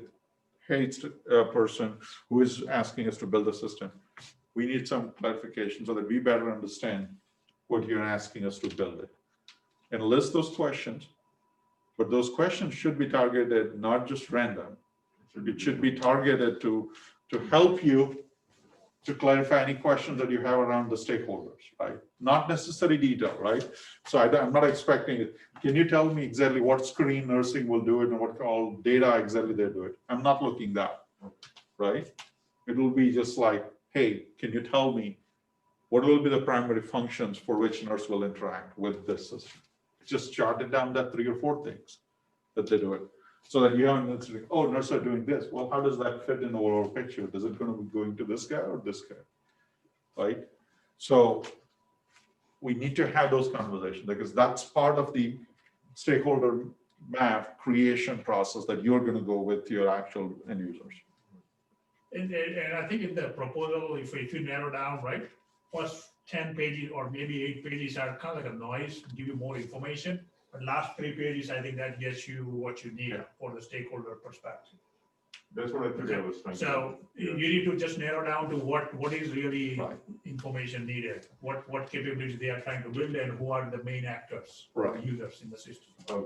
My point And is, you want us to write down the functions of the stakeholders just so that we can back up our answers, right? I would not say back up your answers, right? So don't get into defensive mindset, right? The purpose is so that there is a clarity in your mind exactly how the end user is envisioning the system will be used, And you can clarify that when we discuss next time Right. here, because that will be next logical step. Uncle, you were saying something? Like, my point is, please consider this as like a conclusion, but we have been created with a lot of information, right? Let's say in terms of 10 pages, whatever the information that we have. But you know what my mindset was? I was actually trying to look on specific points. Okay, where is the problem? And I was like intentionally focusing on observation issues and concerns. And that's where I was like, trying to predict, okay, this is how a system should help, Okay. mapping. So going back to what I was just saying, it's you in the first session, right? Right, Don't assume things. You're making up things, right. You have to read it and, right? yeah, When you just, what your statement, you just said, hey, I'm looking for pain points, and then you're going and say how this will be addressed. So at that point, you're now, when you say how this will be addressed, you're making up things. First, when you're building a stakeholder map, you need to go with a plain mind. I'm here to consume all the information. I'm not telling you, I'm not predicting how you're going to solve it. All I'm just doing it is listening to you, what are your pain points, and listening to what is your vision of building system, what do you want to do? That's all I'm doing. I'm not offering any of my suggestions. I'm just trying to understand it, is what is in your mind. That's all I'm doing. It's like piece of puzzle, right? I mean, you are just trying to put together, get a bigger picture so that you can have a. Right. thank you for walking us through the presentation, of course, yeah. Right? Yeah. So when you look at it, right, and this is the common pattern you're going to see no matter which proposal, no matter who gives it, right?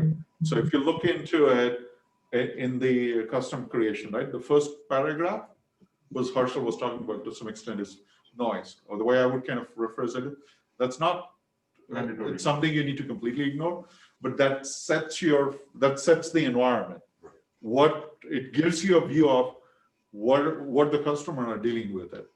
And then the next paragraph is talking you what they're looking for to do, right? Same thing as Harshal said, first 8 or so pages is setting up your environment, helping you to understand what they are in it. What does that environment look like?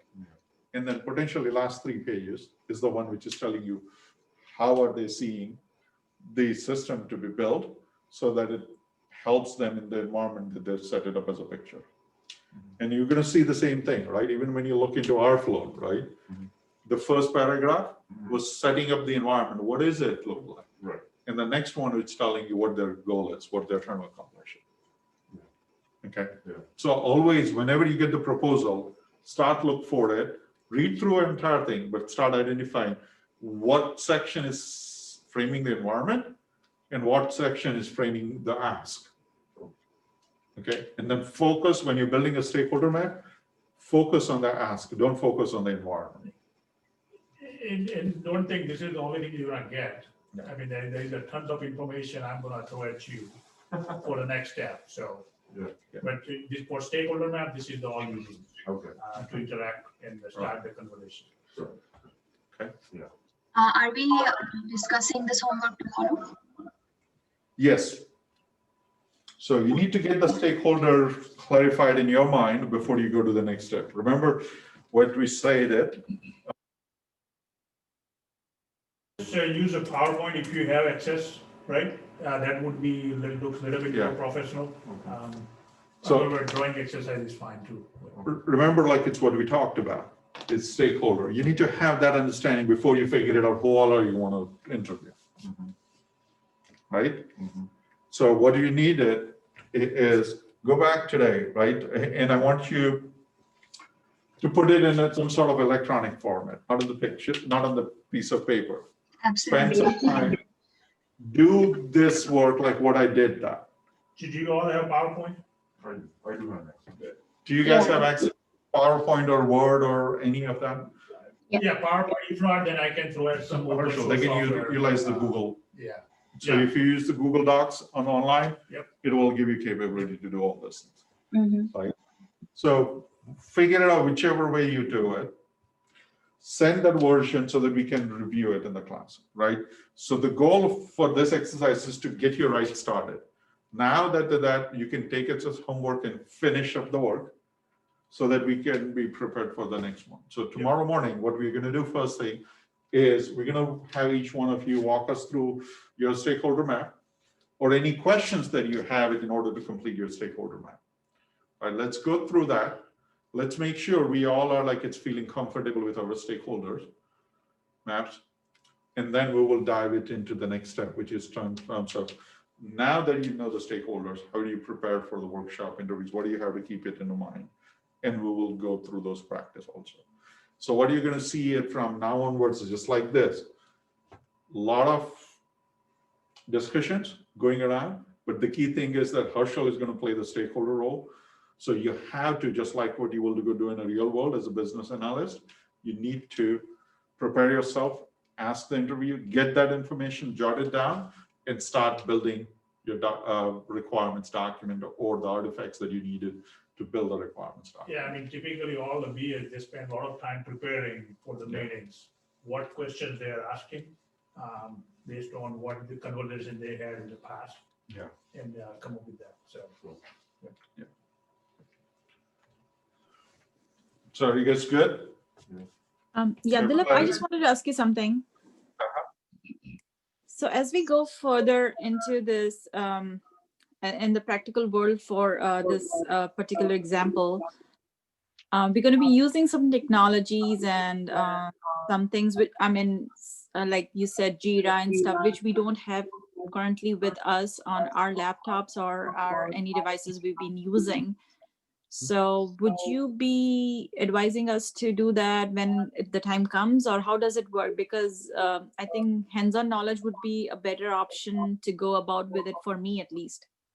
Yeah, so one of the things you're going to see is I'm big on not necessarily just tools to begin with it, right? It's the process and a mindset that you need to get in.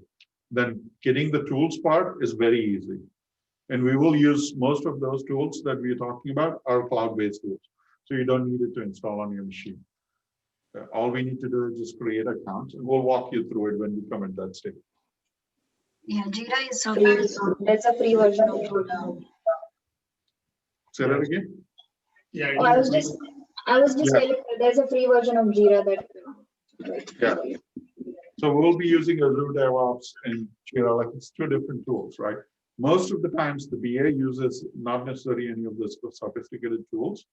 In fact, whenever I go for any interaction now, the one I use it is just like what I have showing you here, either the PowerPoint to come up with it, or I just go walk to a whiteboard and just draw it on. Drawing board. I just do literally all the drawing board work that I do it. Even as a Scrum Master, what I do it is like it's kind of things. I use Excel and I just kind of get everything low fidelity of the way my thoughts is and organize it, walk everybody through that, have the conversation, and that's why we use it. Typically, I mean, you write down on the board in the real world, right? You write Yeah. down on the board when you are interviewing, conducting a workshop or sitting down with the users. Hey, these are the things that I want to discuss, and Yeah. This is what my understanding is. So So- then document it later on in the tool. Yeah.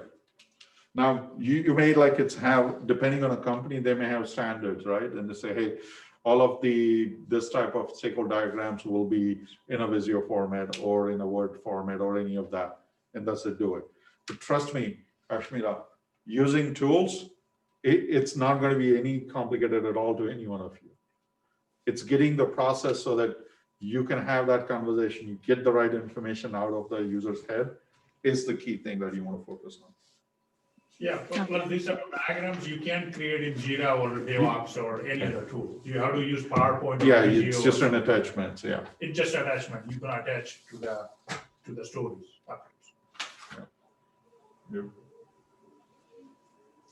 Right?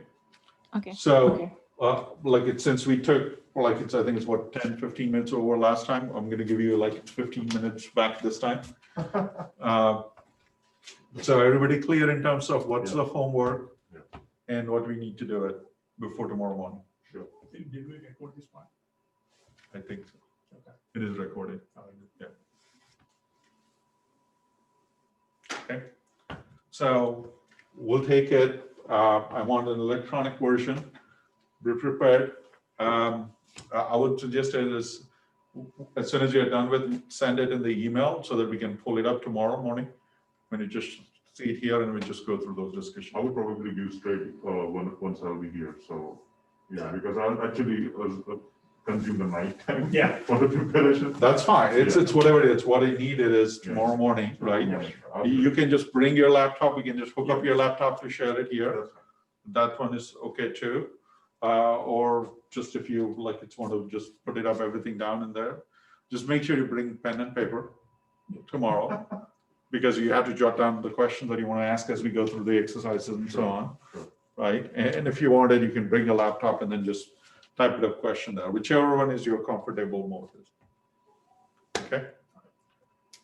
And Kashmira and Rati, I think it'll help it if you can make it here tomorrow, because there will be a lot of conversation. Yeah, So it'll be much productive for both of Yeah, you. yeah, I'll try to come tomorrow. yeah, I just heard some other commitments, so I couldn't come to today. That's okay. All right, then Okay. I'll See see you you tomorrow, bright and early at around 8:45 tomorrow morning. Okay, thank you. Thank you. Bye. Right. Recording. And